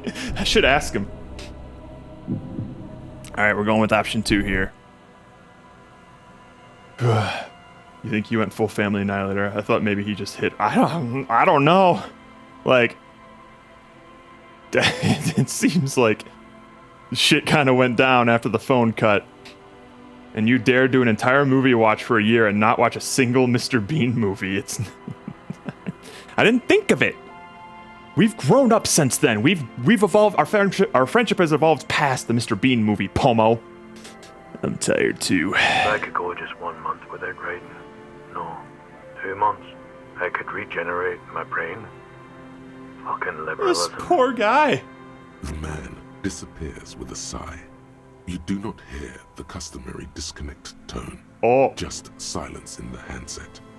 The machine is still waiting for you to dial a number. Seems like it did not have time to swallow the coin. This sometimes happens. Hey, okay. Lucky you. The call went too fast for the payphone to register. You can still make a new one without paying. 83%. Wait, this is a roll. We could fail at this. 83% go. You close your eyes and put your index finger on the rotary dial. Then pull down on the number. Then move one up. and repeat the motion twice. Strange. This is not how you started before. Uh-oh. Wait, what did I just do? You dialed 001. This is not the area code of Revachol. It is another destination on another Isola. Some far-off nation-state. 005 is Revachol, ZOC. 001 is Grad, on the Gradian Isola, where the telephone was invented. The next 2 digits you dial are the area code for the city of Mirova. I'm going tragic misopher and hitting the kid by the phone in a misfire. Oh no! Well, the tragic thing is it sounded like there were multiple kids. That was a legit ass family. Keep dialing. 414447. The rotary dial feels cold from the sea air. Dialing. 1117361. Your fingers keep moving like a spider. Every time the ring rotates back with a little ring of metal, like a bell tolling. Uh-oh, we're working off of amnesiatic muscle memory. Yes. 451-67451. You are going deeper now, into some unknown place, far away from this island of matter and its telecommunication networks. Finish it. 451. You have dialed God knows how many numbers. The headset has been waiting silently to relay a signal. Surely nothing can come of this, you think. But it does. A connection. Who did we just call? An ultra-long distance call. Your air fills with a crackle, the wash of a strange ocean full of white noise. A little bird starts ringing in there, not like the local calling tone before. No, a small ring in a cage of distortion, far away. A distant network of phones, calling in the night. Oh, like across the planet now. Calling still. The handset starts slipping from your sweaty palm. Your breathing is heavy. We don't have a very good chance. But should we try to hang up?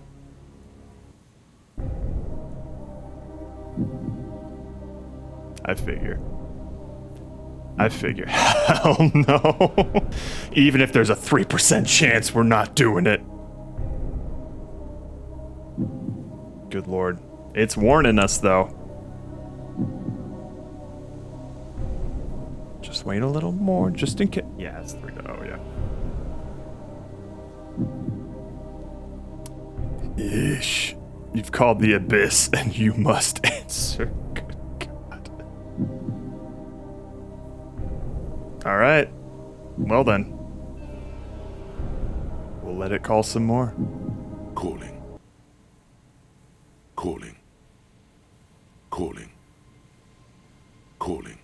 Jesus Christ. Imagine the lag. Calling still. President of the Moon needs a better block. Then the ocean breaks. Out of the depths, a woman's voice emerges. Small.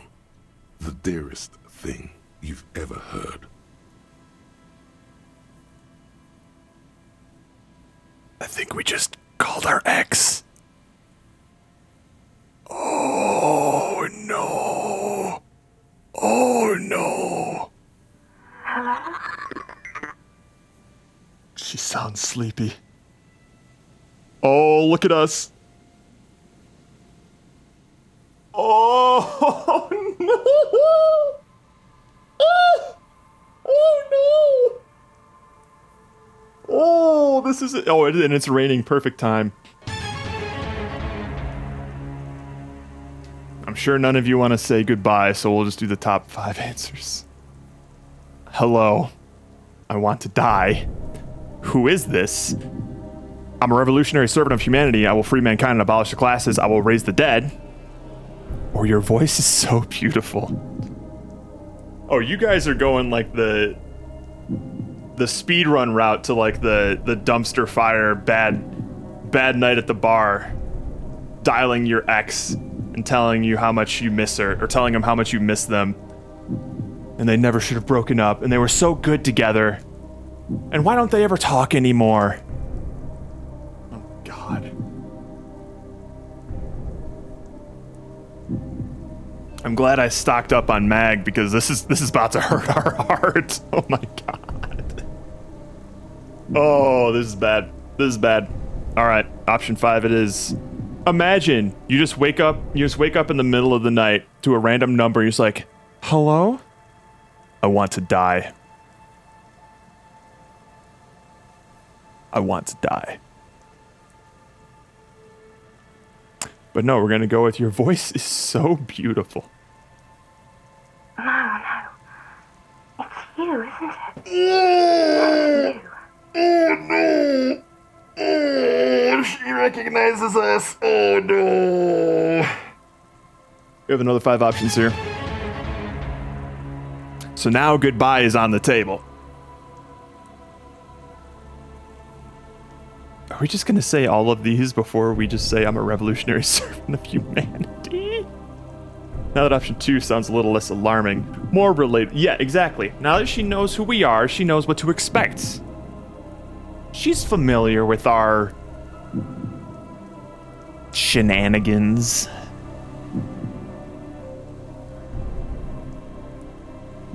We can't say goodbye now.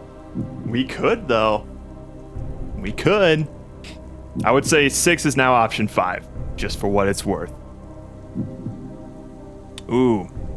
We have a tie between hello and I want to die. Again, if there's a tie, it's a coin flip. Oh.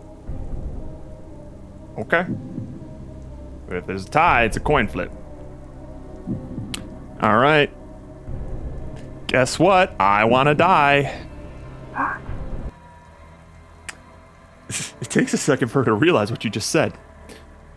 Oh my God. Ah!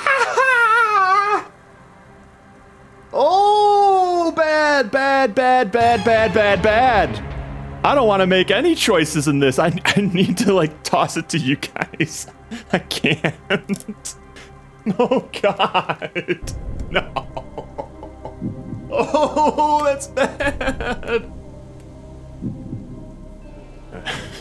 Who voted 5? Oh God. Oh God, no.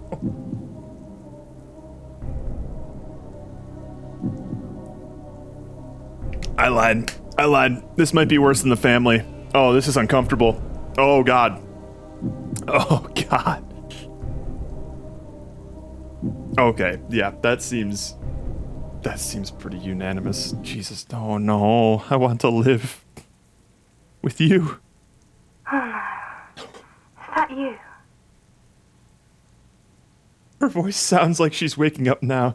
Still plaintive. Tired. This is too much. You need to recede.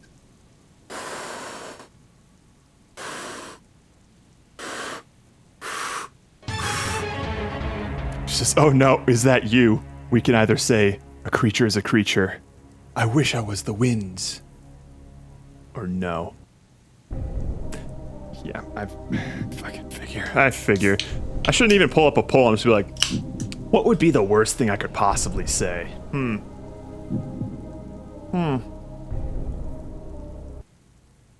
A creature is a creature.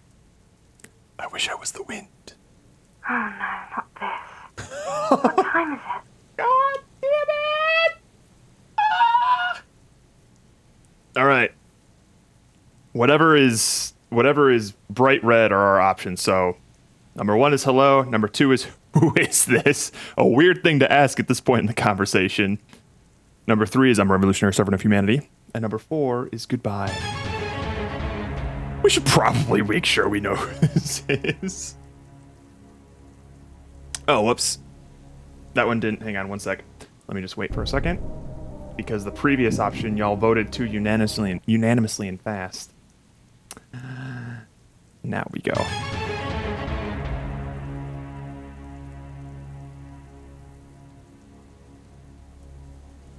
Good God. I'm surprised we haven't taken a hit from our morale yet. We are like on the cusp. Who dis? New continent, who dis? Jesus Christ. We've definitely done this before, though. She's like, no, not this again. Come on. I'm still riding the high of hearing her beautiful voice. Let's tell her voice is beautiful again. That seems like a good idea. Ooh, we're getting, we're starting to get contentious now.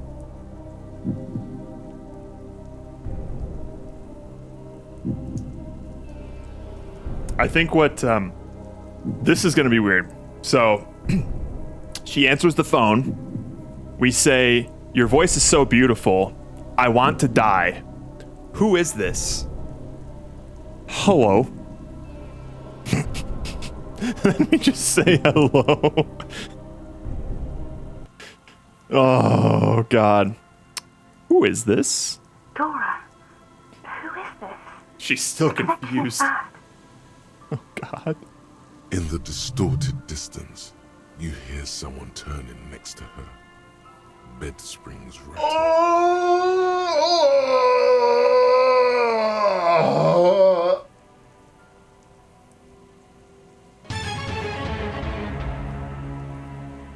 Oh, no. Oh, no. Oh, God. It just keeps getting worse. God damn it. I don't even need to keep it up. I know exactly. Is someone there? No answer. You're not sure, but you think you hear a man's voice in the background. It's covered in pain and white noise. Oh, no. Number 1, hello. Number 2, I'm a revolutionary servant of humanity. I will free mankind and abolish classes. I will raise the dead. Proceed in the conversation, so that would get rid of all of our options. Or number 6, goodbye. So, 1, 2, 3. Oh, that's true. Damn it. Y'all voted too fast again. Sorry. 1 sec. Or I closed it too fast. Off. And go. So 1, 2, or 3. And then we'll decide how this conversation proceeds.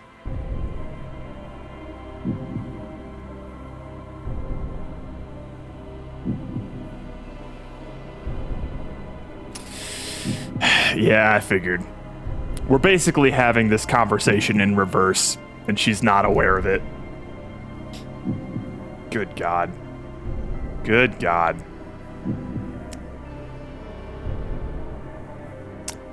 Somehow, at the end of all of this, the person we prank called the hardest was ourselves. But we did just, we did definitely end a family. And maybe have caused a couple of homicides. Hello, Mario. She hums, her voice warm from sleep. Who is this? All right. All right. Are we a revolutionary servant of humanity?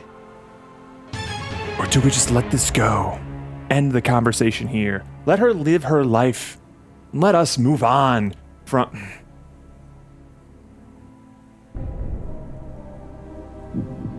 Oh yeah, is that guy bringing drugs to the Whirling Rags? No, he called us out. He's like, wait a minute. You're not Terrence or whoever it was. He's like, don't fuck with this. So, we didn't fool him. No goodbyes. Although, all things considered, if we tell her what our newfound goals are in life, maybe she'll think that, like, you know, we've gotten our act together. You know, we've really become a better man. Because we're a revolutionary servant of humanity. We will free mankind and abolish the classes. We will raise the dead.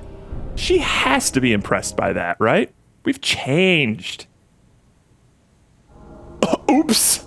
You're not revolutionary, Harry. You're drunk. Oh, she knows that. You only have 2 maybe 3 things left to say before the change runs out. Oh no. All right. What do we got? We have Harry. How do you know my name? Harry? Who's Harry? Are you sleeping with him? I'm also Harry. I'm not drunk. No, we're not drunk right now. So, that's cool. Okay, I'm drunk, but what does it matter? I'm still me. I'm not drunk. I'm high. I'm not drunk or high. I'm just hurt. Why does it hurt to talk to you? All right, our options are limited. We probably won't have time to say everything. And I'm not sure how to do this. Because there are 6 options. Fuck it. Oh, I don't think I can have 6 options in a poll, that's why. Alright. We'll do the first 5 options, and if you're complaining, just put 6 in the chat. Yeah. If you want 6, throw it in the chat, and then I'll count that as a vote. Oh, jeez. Well then, welcome to the party, Rook. We just got done doing a bunch of prank calls, and then we, through muscle memory, decided to call our ex from across the world. And that's what this conversation is. Alrighty then. Well, that seems, what, we got like 4 6s? Yeah, that'll about do it. And that's brave of you too, because you couldn't vote anonymously, so you really want this to happen. Oh, God. There's a silence. It's heavy as tin. The white noise howls. No, it's not. But guess what these fools wanted me to do? 3 options. Hey. Oh, are you there? Or say nothing. That's true. That's true. We did say her voice is pretty. And I'm sure whoever is in bed with her right now says the exact same thing. Just don't think about it. Don't think about it. It's fine. No one else. There's no one there. Don't think about it. It's fine. I'm fine.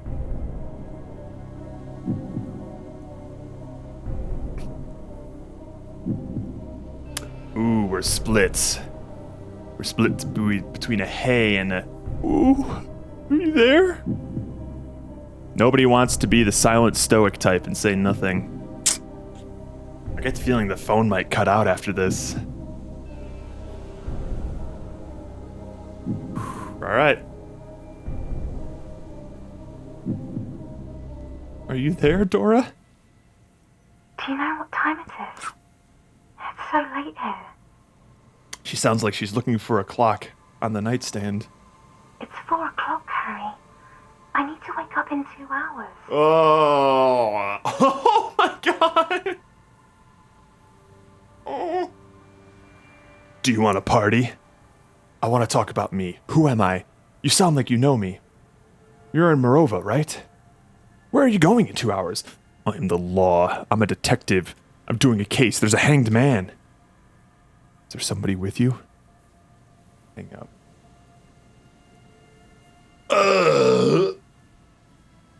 All right. Yep. Put your phone. Oh my God! You already just want to be sick. I'm just gonna just in case. If you want 6 or 7, post it in chat. But otherwise, you can vote here. Needed a pen to apology to 7. God. We don't seem like the type of person to apologize, it seems. You guys just always want the forbidden options. Oh, fuck. Fuck. Dude. Objection! Ah! I'm assuming you want 6. You want 6, Rook?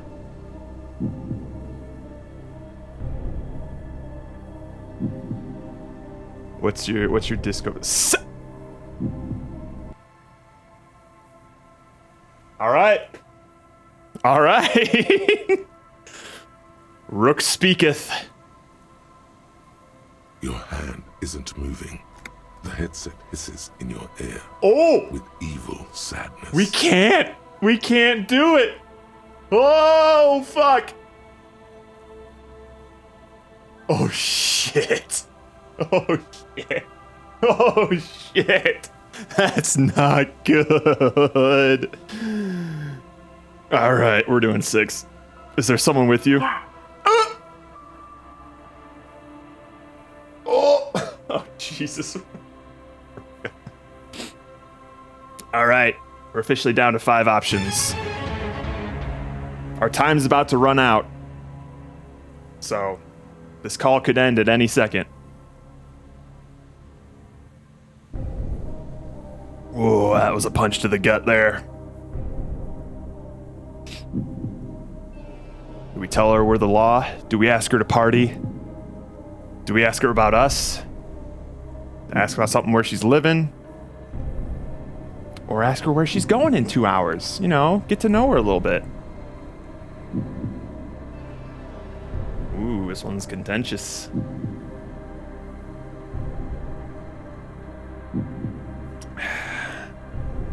Of course, when I try to save us, you did your best, Rook.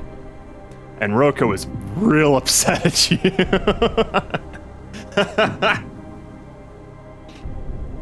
Oh, man. All right. It's looking like we're telling her we're the law. We got the law jaw. She does not answer anymore. All right. I'm gonna solve it. Doesn't matter. This case doesn't matter. None of it matters, not anymore.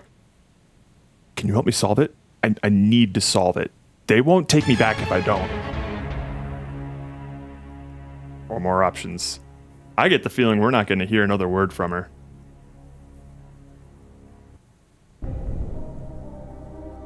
Oh, we're going the sad cop route, eh? Like I said, this is the kind of shit that we get up to when Kim's not around to keep us in check, man. We are just immediately, less than 24 hours, spiraling out of control, finding dead bodies, divulging all kinds of confidential information to interested parties who could use that to make the situation worse. We're not doing so hot here without Kim. Ugh. We know why she's next. All right, looks like we're going with option 3. None of it matters. Not anymore. Harry. Disconnect. The machine ran out of money. Oh, God.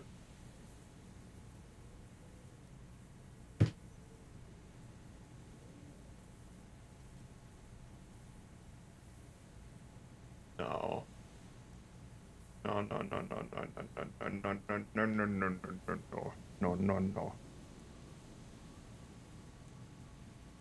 No more phones for a while. No more phones. Nope, we're good. Nope. No, thank you. Oh my God.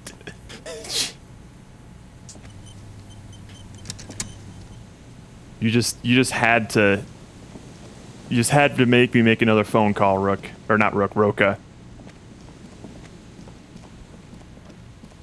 You couldn't just leave it be. She's the door. Hey.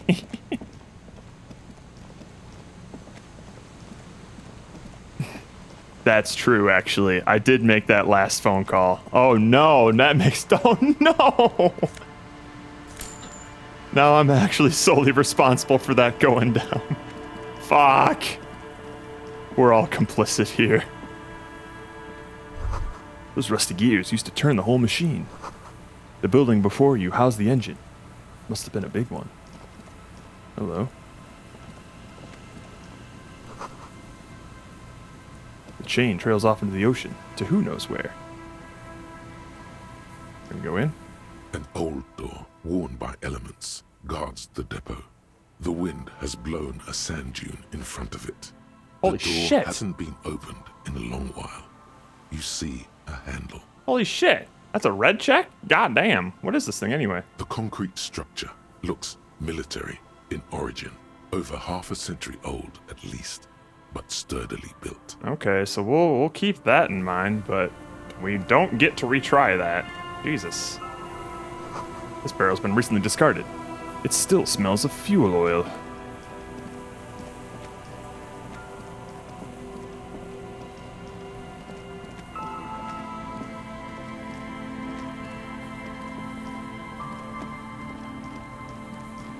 See, this looks datey.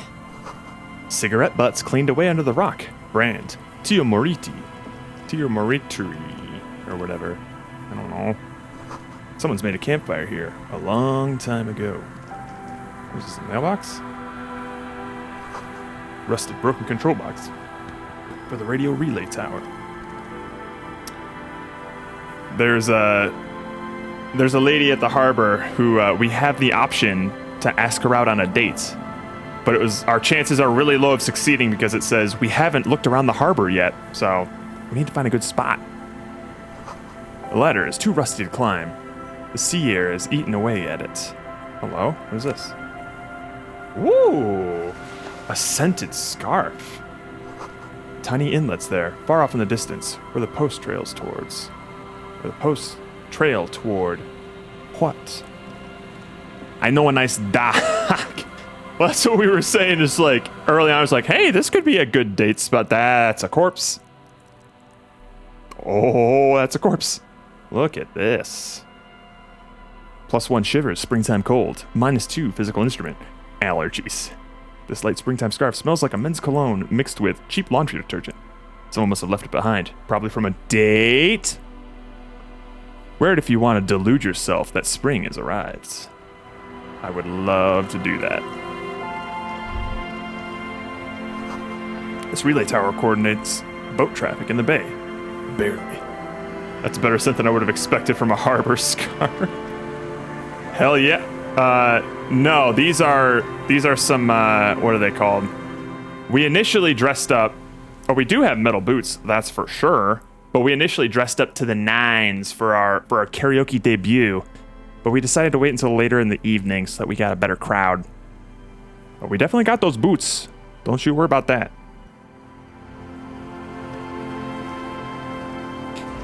Make it work. Go, go, go. Well. Do it. Go so. Work, work, work. Make it work. What are we doing, Rook? We got a lot of clothes these days, so it might be tough to pick some stuff, but let's see. We got some boots, some Jamrock biker sunnies, binocular glasses. We got our bow tie. We got the scented scarf. We got this Koroshev jacket. We got lots of stuff. Oh, the fire shirt. Let's go, man from Hyundai. Green sunglasses. Wait. Green sunglasses? Which one are those? You talking these? The neat office shades? Yellow pants. Hang on, hang on. These. Look at that. Oop. So you're talking like the biker sunnies, the binocular glasses, or the neat office. All right. This is as normal as we have ever, although we're not wearing shoes. Would you like us to wear shoes? Oh, put on the metal boots. You got it. Well, we were looking normal.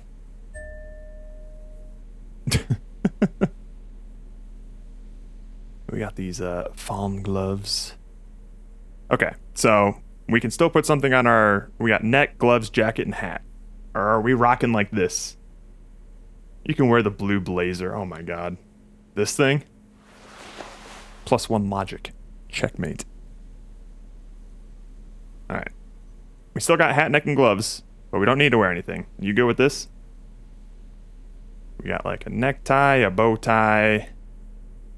What else we got? We got some gardening gloves, some athletic gloves. And then neck. Metal gloves and bow tie. Okay. Bam. Well, aren't we a classy motherfucker?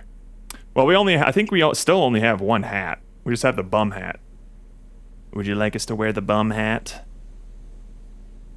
Or we can go hatless and rock the locks.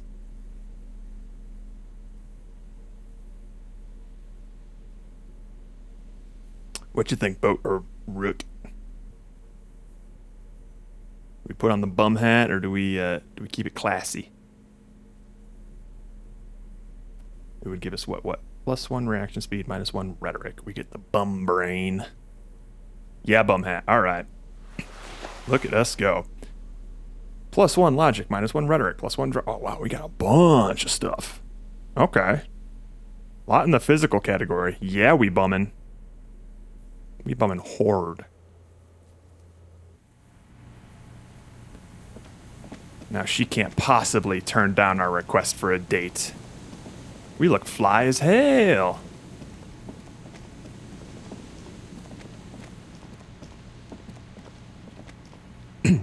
Stuff equals good. Damn Objection! Right. Whack. No phones. Okay. No phones for the next 10 minutes. You got it. Good idea. I think that's the first, like, defensive... Yeah, sure, why not? A white polo shirt. Nice. I think that's, like, the first defensive disco privilege I've seen. Strategic, not bad. Alright, we'll wait on that.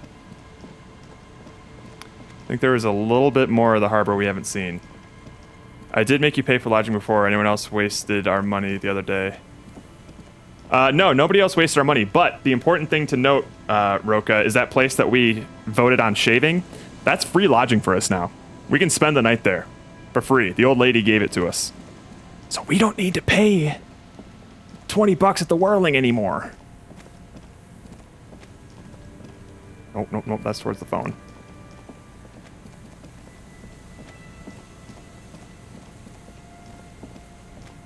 We're a free, financially independent man now. As long as we don't mind hoboing it in some fisherman shack. Which, given our build, we do not. Money. No, let's do this first. Yeah.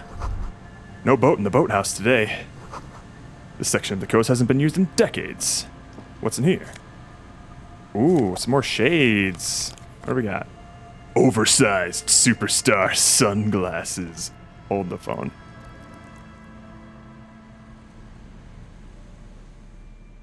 +1 savoir-faire, dazzling reflexes. -1 visual calculus, the mirror lies. Is your stardom too dazzling for your eyes? Can't bear to look at your own fabulous reflection in the mirror? Then these classic oversized sunglasses are for you. Excellent. The boathouse is shoddily constructed. A strong breeze might blow it over. Money. I'm loving all the abandoned boxes and whatnot we're finding on this coastline. Ancient paint is peeling off the roof of this shaded bench covered in rust. Ew. Ooh, that looks bad.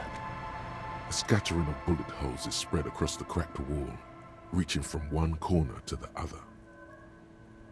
Even more bullet holes. Something's definitely happened here. The density and spread of these bullet holes is surprising.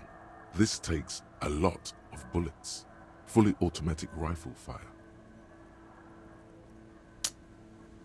Why this many bullet holes? A row of ghostly shades. Oh facing dear. the wall. There are many of them. A dozen at least. Their heads lowered and eyes blindfolded. It's quiet. No sound. No movement. 10 meters away, other shades are lined up in an orderly manner. Automatic rifles primed. A gust of wind blows by. The coats of the firing squad flap slowly in the breeze. A single person stands on the side. The sun blazes high up in the sky, baking the planks, the sand, your skin. The order was carried out in the afternoon. A long time has passed since the moment of this fusillading. Rain and brine have since washed all the blood away. Not a trace remains. Is this? The abundance of bullet holes leads to two options. Either an inordinate amount of execution performed here, or they did not use a conscience round, where only one soldier has the loaded rifle. Looks like this was a mass execution with everyone fully armed. Jesus Christ. A host of men, probably in everyday clothes, ragged from the conflict and covered in dust. They were not sitting, a common practice for executions in some nations, as demonstrated by the height level of the bullet holes. Nice one, Sherlock. They stand, facing the wall. It's impossible to discern any details about their personality or background. 7 men in combat uniforms and dark coats, holding automatic rifles aimed at the people. Soldiers from some side, but from which one? The single man. The one who gives the order. Machine gun fire crackling through the air. The lights of the muzzle flashes dancing on his face. Jesus. Who's in this execution? I need to understand. I'm just a representation of your mental faculties, piecing together any available information. You should probably ask the lieutenant. Jesus, goodbye. A cold sea wind blows away the figures. Lovely. New dating spot idea? Entrée, interdite. Interdite?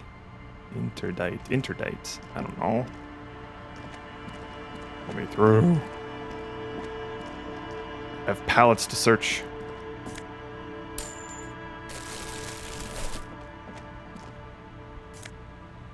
Yeah. Oh.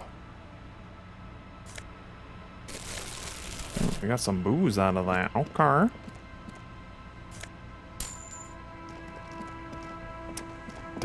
Damn. The door is not only barred shut, it is inaccessible.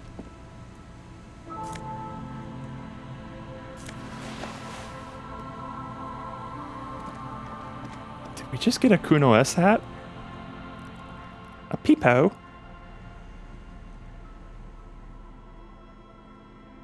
The fallen peepo. +2 logic. Ultimate peak focus. -1 perception. Eyes on the road. Nice. Oh, sick.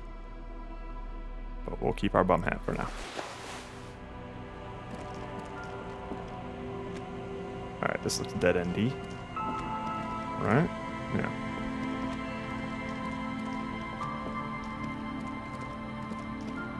There's something over here. It looked like a ticket. Yeah. A ticket machine. Perhaps it's for the pleasure wheel. How do I get there? Down. No! How do I get there? Can I go through here? No?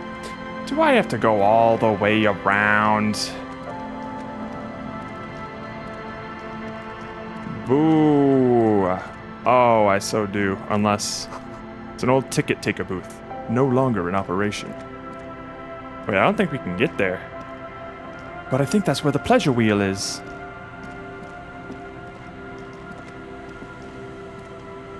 I've always wanted Daddy to take me to the pleasure wheel. Oh yeah, it's dark there. It looks like we can't even make it that far. Fine. Fine. Just keep her moving. Oh, hello. Tiny cages, carefully constructed. Here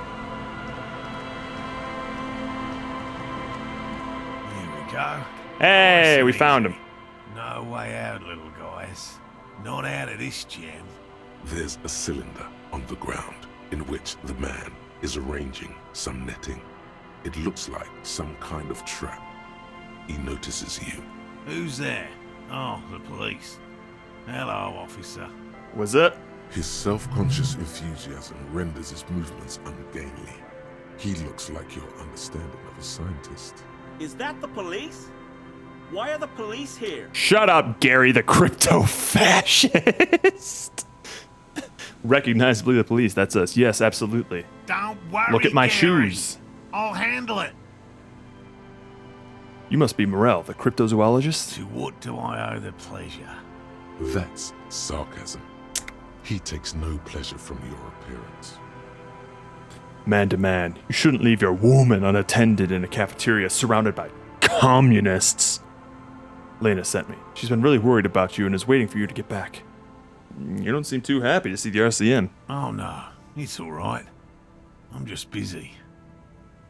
What's this about? Your wife is worried. Of course. Thank you for passing along the message. That damn water lock is broken, and we can't go all the way around the A81. Yeah, that was me. I broke the water lock with my motor carriage. But it's fixed now. You can go back. The water lock's been fixed, and it's fine when I crossed it. Just won't tell them the whole story. Oh, good. We should really be getting back. Gary could use a hot shower and a warm bed. Did he say we can go back now? Shut up, Gary. Yes, Gary. We can go soon. If you see Lena, tell her I won't be long. I just have to do one more round. See if the phasmid has taken the bait. Then we're going. He refastens a bit of netting that has come loose in the wind. Tell me about this phasmid you're looking for. Well, first of all, it's damn difficult to find, which is why we've been knee-deep in the reeds laying traps for it. What makes it so difficult to find? Good question. Being a phasmid of the order Phantasmodea, a ghost insect, it disguises itself as plant matter. In this case, the reeds. Awful lot of reeds around, aren't there? And I suspect it may have also developed other specialised techniques to protect itself from predators, or scientists, in our present case. What sorts of specialized techniques is the phasmid my using to hide itself? hypothesis that it has evolved certain electrochemical defenses that allow it to interfere with animal perception, impeding pattern recognition, confusing the visual cortex. Source? But I cannot describe how these defenses work, much less how they evolved, without studying a live specimen. A ghost insect, he said? These people are looking for a ghost. Ghost insects? So you're ghost hunters? No, that is precisely what we're not. We are zoological specialists, looking for an extant species of phasmid. How big is it? I'm expecting it to be quite giant. Quite One giant. known species of phasmid, called the Megaphasmodea zoensis, Bless is you. about the size of a grown man's forearm. So, Seems puny, to be honest. Confused senses. Like thinking a scarf you found by the water still smells like cologne and detergent. When it's really just sea salt and bird shit. Why are you so interested in this stick bug? Doesn't seem to be as colorful as some of the other cryptids I've heard about. typical rookie assumption. Shut up, Morale. Insects are much more sophisticated creatures than those unversed in zoology give them credit for. Even simply catching a glimpse of the Insulindian phasmid would be the apex of my, of any, cryptozoologist's career. But to study it and its defenses, find out how it stayed hidden so long. He shakes his head. What have you discovered about it so far?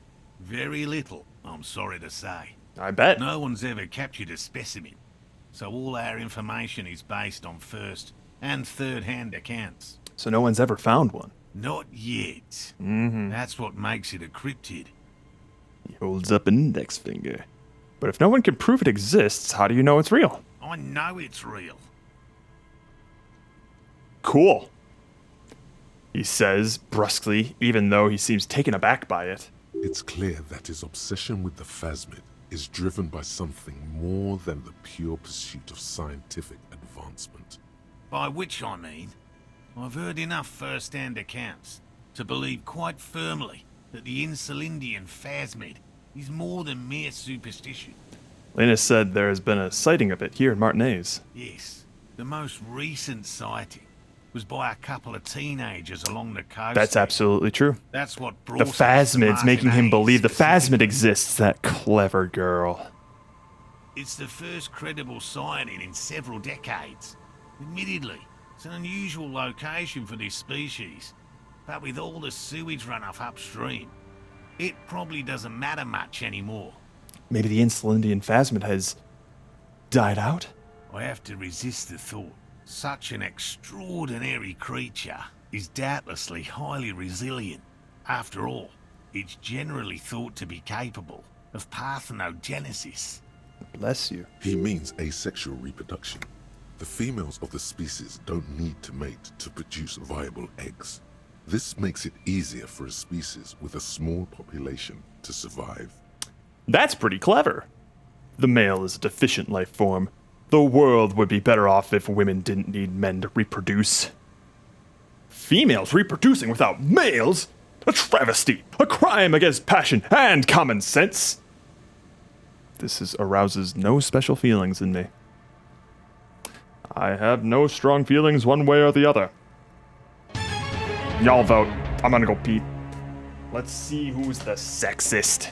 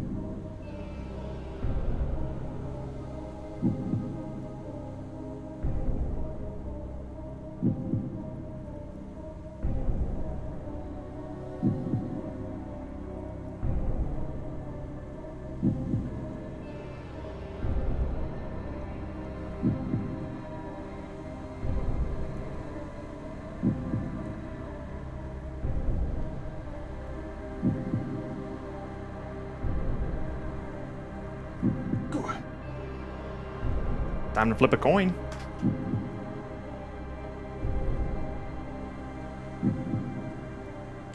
Boink, boink, boink. Flip a coin. Heads is 1. Tails is 4. It's tails. We have no strong feeling, one way or the other. And it shouldn't. Nature does not concern herself with ethical propositions. As a scientist, my interest is strictly dispassionate. Tell me more about these traps. Well, they may not look impressive, but Lena designed them quite cleverly, so I'm sure they'll do the trick. Lena designed the traps? Yes. He says with some pride. How do they work? Simple.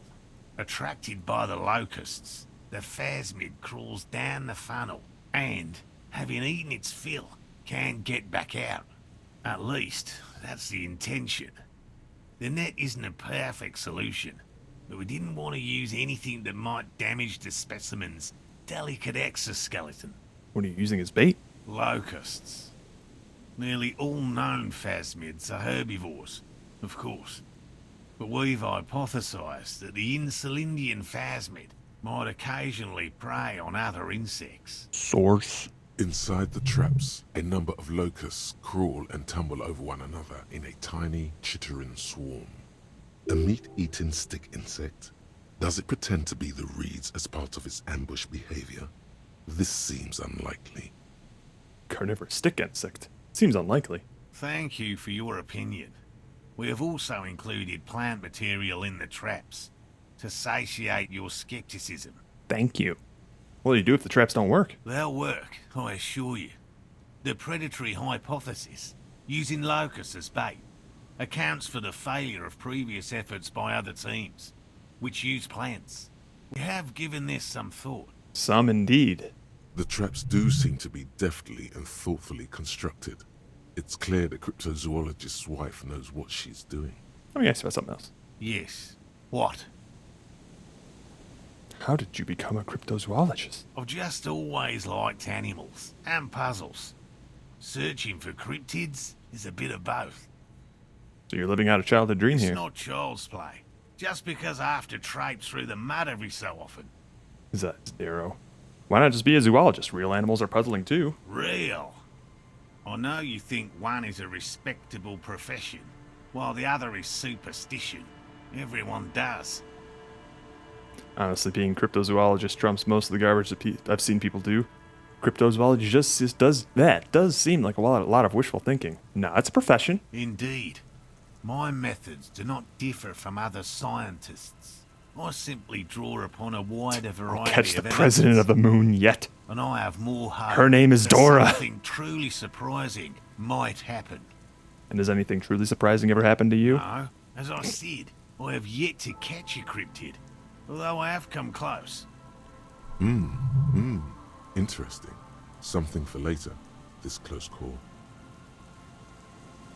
What kind of evidence do you use? Everything from forgotten regional lore to newspaper accounts, like the one that brought us here, to look for the phasmid.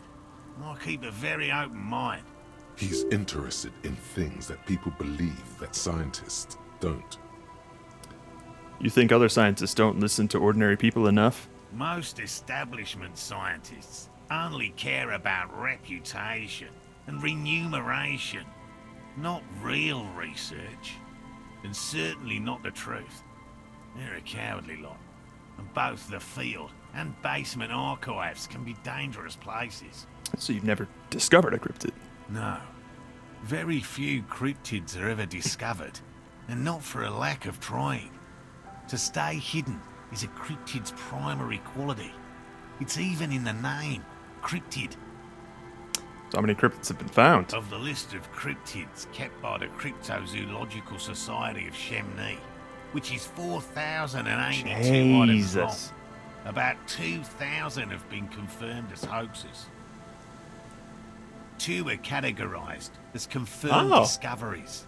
The rest are in differing stages of discovery, refutation, and data collection. Only 2 have been proven to be real? Yes, the Chateauquan forest pygmy, who turned out to be an extinct species of primate, and a cave salamander from Yugograd, who is, honestly, quite unremarkable.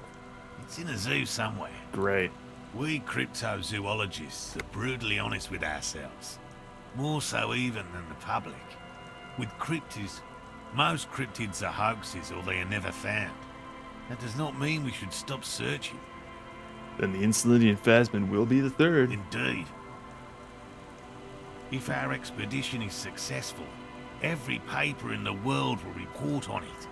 From Revachol to Dushantu. It will be a zoological miracle. He has clearly done his math on this. There is no surprising him or swaying his opinion. Thanks for explaining. Yes. Let's talk about the specific cryptids. Right. What cryptids precisely? I usually discuss these things with specialists, so I don't know what... We're going down the rabbit hole here. We would have to discuss. He wants to say, but decides against it. Which cryptid did you almost catch? You said before you almost caught one. A willow person. It's a long story. One non-specialist would find rather dull. Willow people? Not at all. What are willow people? They're not people, really. Some argue they aren't really animals. I bet. As they seem to have evolved directly from trees. He says it in a self-explanatory everyday They're very, very manner. thin. Almost flat, in fact. And can camouflage themselves easily. Wrapping themselves around trees and blending in with the tree bark. In that way, they're not too dissimilar from the phasmid we're looking for here. Wait, so I may have seen these willow people without knowing it? You probably have. How did you almost catch a willow person? Gary and I painted an entire grove's worth of trees in slow-drying paints. It was a bright lavender colour. I was hoping one of the willow people would get paint on it and not be able to camouflage itself. After waiting in hiding for hours, I saw a figure slip from one of the trees, a lavender shadow, dashing through the grove. And then? I chased it with a net. Not very elegant. You can't be elegant in the field. And, well, it was faster than me. A lavender I shadow. know it sounds like we were snacking on funny mushrooms, but I did see motion and colour. Mine is not a confirmed sighting of a cryptid, however. Much goes into verifying these things, and my account comes short of a few standards. He makes it a real point here to sound falsifiable. Tell me about a cool cryptid. Any cryptid. No offence, officer, but I'm not much of a pedagogue. I don't know what I would have done if Lena hadn't persuaded me to go back to field research. You should ask her if you want interesting stories. Me? I'm not a people person, unless you haven't noticed. And I don't make a good lecturer. My strength lies in field work and persistence. He brushes an errant strand of hair from his eye. Enough tales then, let's change the subject. By all means. It's time to return to your woman, Morel. By woman, you mean my wife, I assume? I will return to her, but I can't leave before we finish with these traps. My wife understands that just as well as anyone. He looks south, where Lena would be. Come on, Morel. We've been soaking out here for days. It's time to go back. Shut up, Gary. And leave the traps? Absolutely not. I won't let Lena down. Come on, she wants us back. I'm soaked up to my nuts over here. We'll both catch reed crabs if we don't dry out soon. I didn't know the Phasmid was so important to Lena. Of course it's important to her. She's seen it. A verified sighting, on record. One of only 4 this century, and it's hers. She's seen it? Really? She sighted the Phasmid? She didn't tell me that. Yes. That's how we first came to know one another. Aww. But that's her story to tell, not mine. Suffice to say, it's long been our dream to find proof of the Insulindian Phasmid together. I can't abandon course now. Another cough into his fist this time. Maybe you could go back to the whirling, warm up, come back and check the traps later. You should just give up on this bug hunt. I understand. Don't give up on things either. Go to the whirling, No, no, no. The traps need to be monitored on a regular schedule. What would we do if the Phasmid were to starve while we were sipping tea at the hostel? I could go for some trap setting. Yeah, what if I check the traps for you? I didn't expect you to take such an interest in our work here, officer. He looks at you with obvious surprise. Chaos is my method. I am its scion. Well, be that as it may, I'd really appreciate the help. Where are they? There are 4 in total. One is to the south, on this little peninsula, by the boathouses there. It's very near. Another we set in Land's End, to the northeast. It's behind a small sand dune there, on your way to the old radio tower, after the church. Okay. The third is set near the canal, where you crossed, by a concrete slab. A big thicket of reeds going up the slope, and among them... He gestures to the trap in front of him. You should check at least one of those before returning to this one, since I just said it. This one's more of a technicality, but still, better safe and stupid than sorry. What do I do if there's a Phasmid in one of the traps? Bring it to me at once. Just make sure the trap is closed tight. He's not comfortable with the possibility that you'll claim the find, but he's lying about this even to himself. What if I encounter the Phasmid in the wild? That's highly unlikely, officer. But in the event you do, I'll spray you with a pheromone mixture I developed. Oh? It's made of musk and research chemicals. The pheromone should attract the insect to you, or at least prevent it from bolting at the sight of you. It's quite potent. Will last you about a week. Lay it on me. Thick. Sounds like a fascinating way to dive insect bites. Well, hey, we're gonna go out a hero. He douses you with the odd-smelling spray, a double helping as you present your other armpit, then gives you a satisfied nod. Thank Right, you let's for get your to help. it. Gary and I will start breaking down camp. If you have any more questions, now's the time to ask. Finally, you're being sensible. I'll start packing right now. Shut up, Gary, the crypto-fascist. What about his eager-to-leave friend Gary there? Talk to him too, perhaps. I'll get going. Soggy logs smell of ignition fluid. Still, they won't light up. Hey, Gary. Hello, I'm Gary. Very generous of you to help us out, officer. Shut up, Gary. I'm just waiting for my friend Morel to finish up with his insect traps so we can return to civilization. Not a lover of the great outdoors? I like nature, just not this bloody coast. It's mostly drunks and degenerates that come here. That's how we've seemingly prevented Morel catching a cold and dying before he can get back to his wife that faked a cryptid sighting to engineer a meet cute with him. Yeah, thankfully this husband's not gonna end up like the one we found on the dock. Degenerates, this man respects authority too much. To see the truth inscribed upon thine own visage. Pretend thou art a paragon of virtue. I am neither of those things, I can assure you. I am a by-the-books, clean-as-a-whistle officer of the law. I am not even tempted to touch intoxicants. Degenerates. I've been trained to identify the slightest hint of degeneracy by the preeminent authority on it. Drunks and degenerates, that's my crew. Sadly, I think I might be a drunk. Or a degenerate. Maybe even both. Nobody's perfect. I'm sure you've been tempted to drink.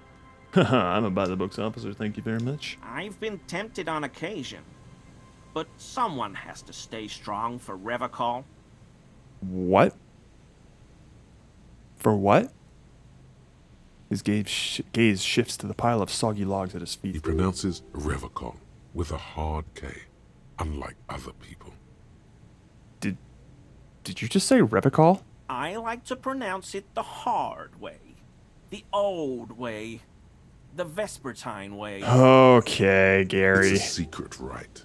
A very fringe nationalist handshake, probably. Garbage. You're a true patriot, and you know how it's said. The Seren way. The fine way. With an elegant s.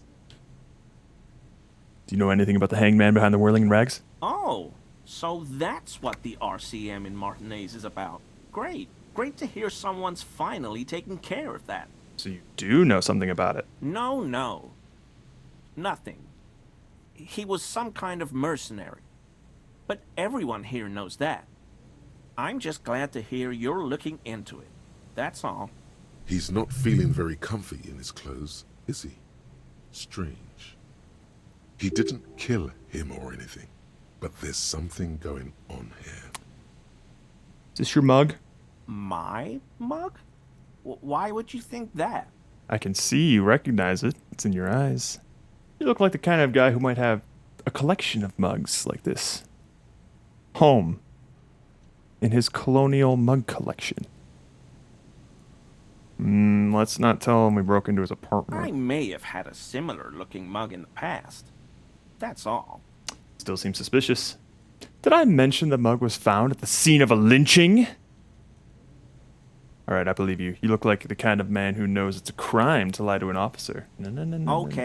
Okay, I admit it. I threw the mug away in the trash container behind the hostel. I know I shouldn't have, and I am very sorry, officer. You're not going to find me, are you?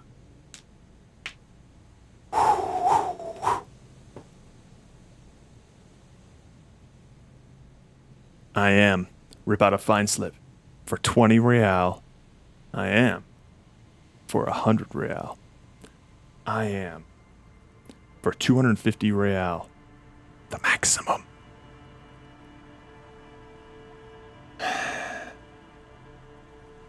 I don't know if we can get the full 200. We might be able to pull 100 out of him.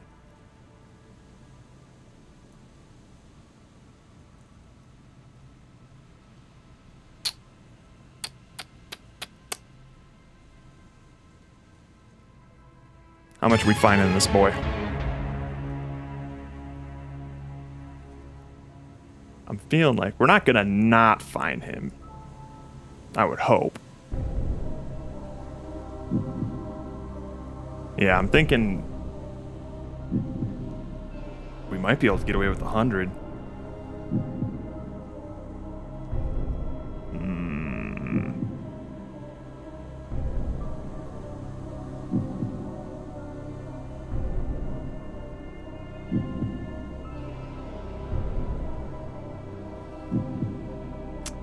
Okay.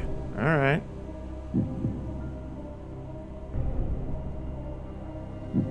Yeah, I'm not sure. I think we could get away with 100. It's gonna come down to a coin flip, isn't it?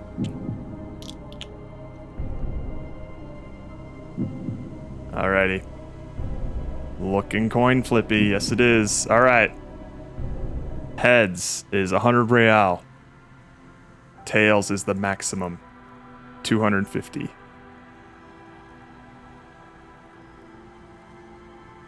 Here we go. We're throwing the book at him.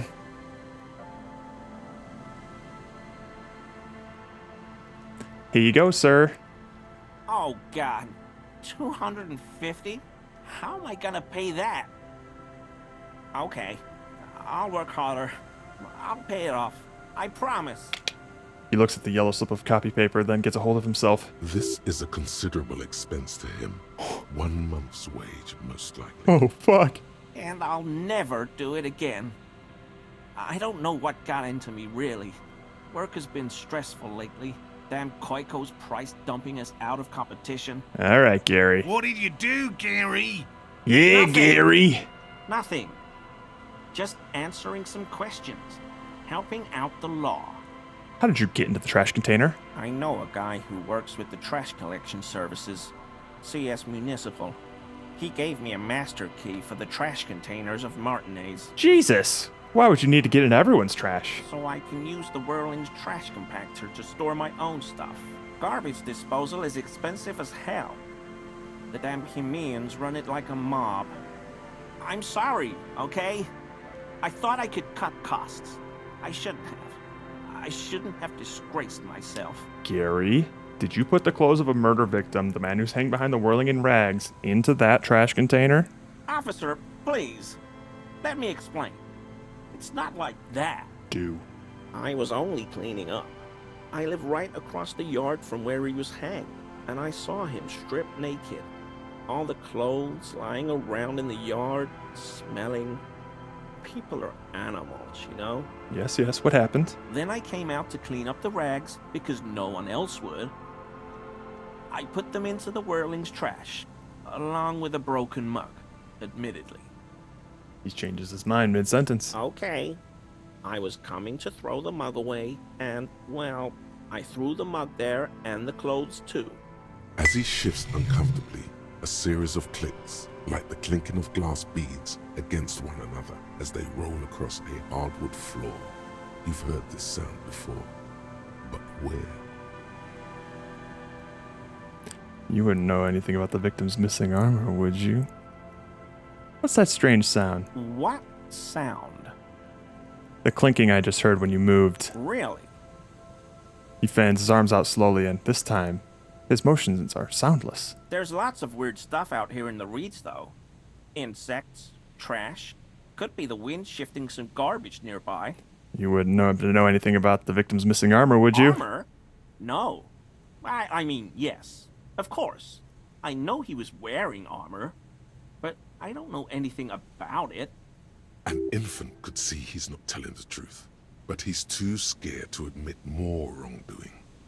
There's something going on here. You should observe him more closely after this topic is concluded. Let's move on.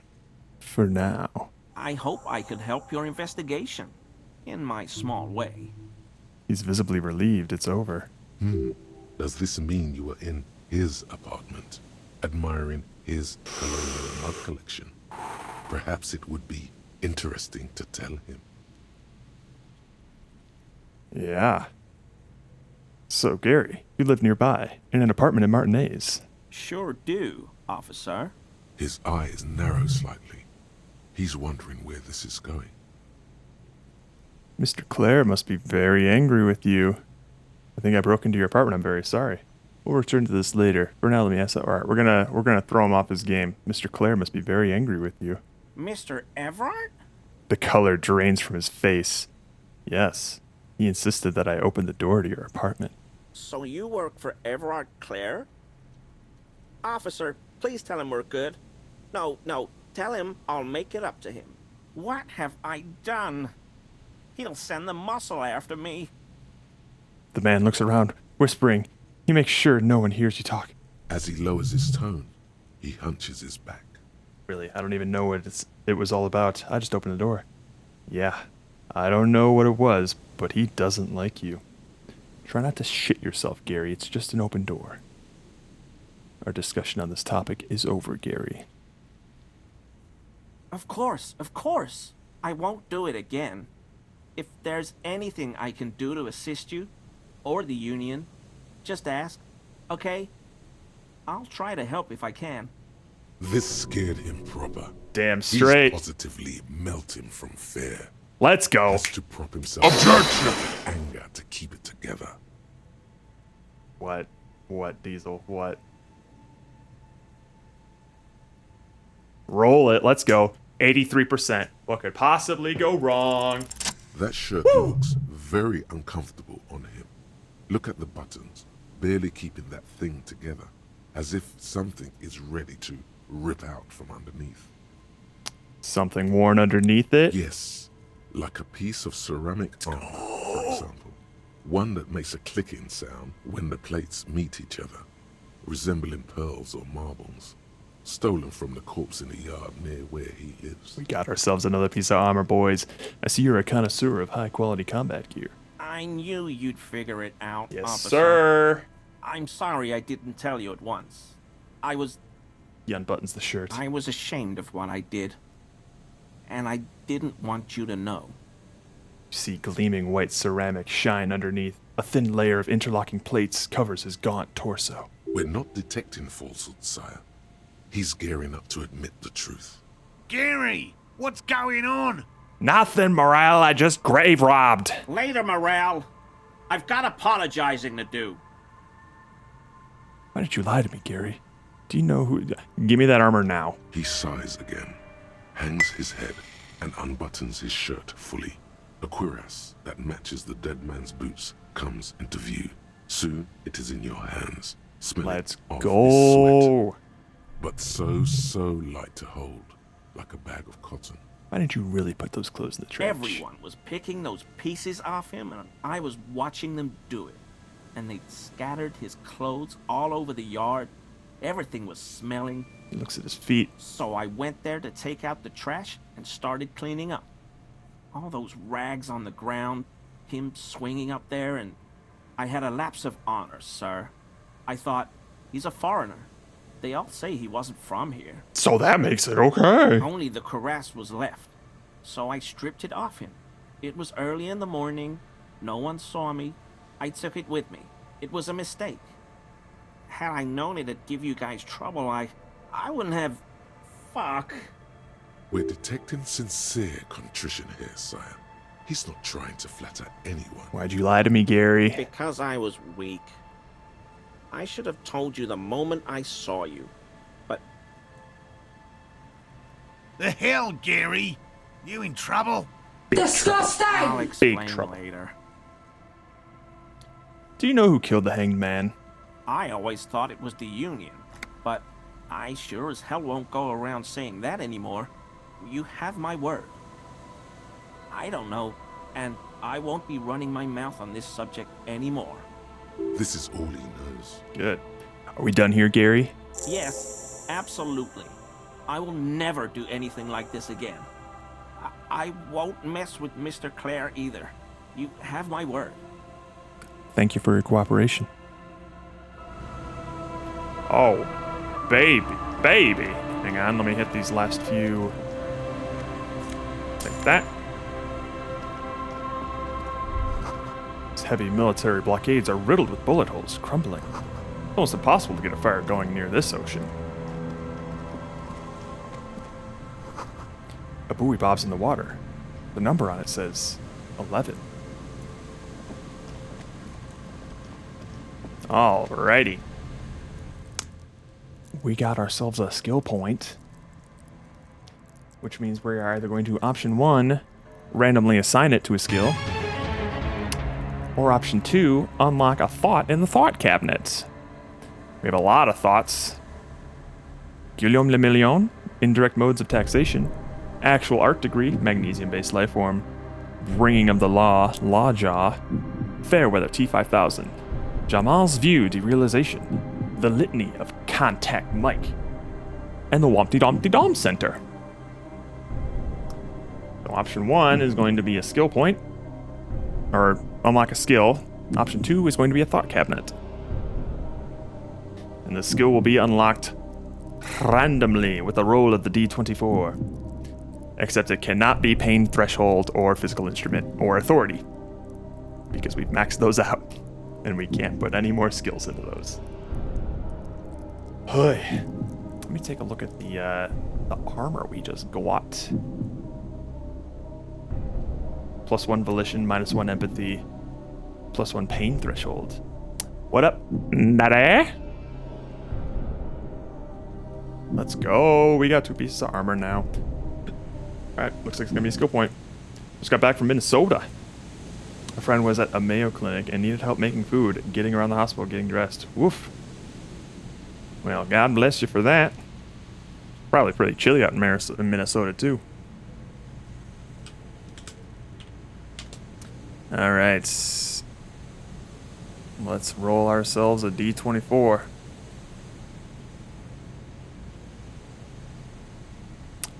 Here we go. 5. Oh, hey, I believe that's one of our specialized skills. Let's take a look. 1, 2, 3, 4, 5. Yo, we conceptual as fuck. Level up. Alrighty. That procedure should be back to normal soon, but it means I'm officially of the age where friends are having random health issues that they need their friends to help with. Yep, I'm gonna be getting there someday soon. 30 is when the debuffs start kicking in. Okay, wow, well, I definitely thought that we were going to make it to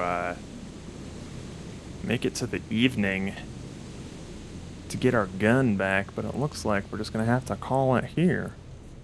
Or at least that's a good place to stop. So, welcome, Daddy, but we're also ending stream right here. So, sorry. Has Chris come by at all? Not that I've seen recently. Yeah, I don't think I've seen him around for a while. I don't know. I'm trying to remember the last time he streamed as well. It feels recent, but I couldn't tell you off the top of my head. Alright, let's see where we're going. Broker rib got COVID, root canal, and a back cut that needed to be disinfected. That sounds like a hell of a 2024, sir. Oh, you know what? Cool. We are going to go... He did a Christmas stream. He's had a baby! Hey, nice! Alright. We're going to a VTuber, y'all. But she's a cool one. She's like an old-timey Cuphead aesthetic-looking VTuber. And she tells a lot of great stories. Looks like today is her partner-versary. New VTuber. Yes, sir. So hit her with the Cabbage Patch. No ews. No ews in chat. Alright. We'll be back tomorrow with hopefully the conclusion of Who's Lila. I think we have like 5 more endings to get. And then we'll probably be playing some more Outlast Trials on Saturday. Getting those 1.0 quests done. They are getting harder and I'm getting worried. But anywho, that is all happening starting tomorrow and Saturday. So until then, love you, miss you, mean it. Later, Cabbage Patch. Adios. Bye-bye. See you later.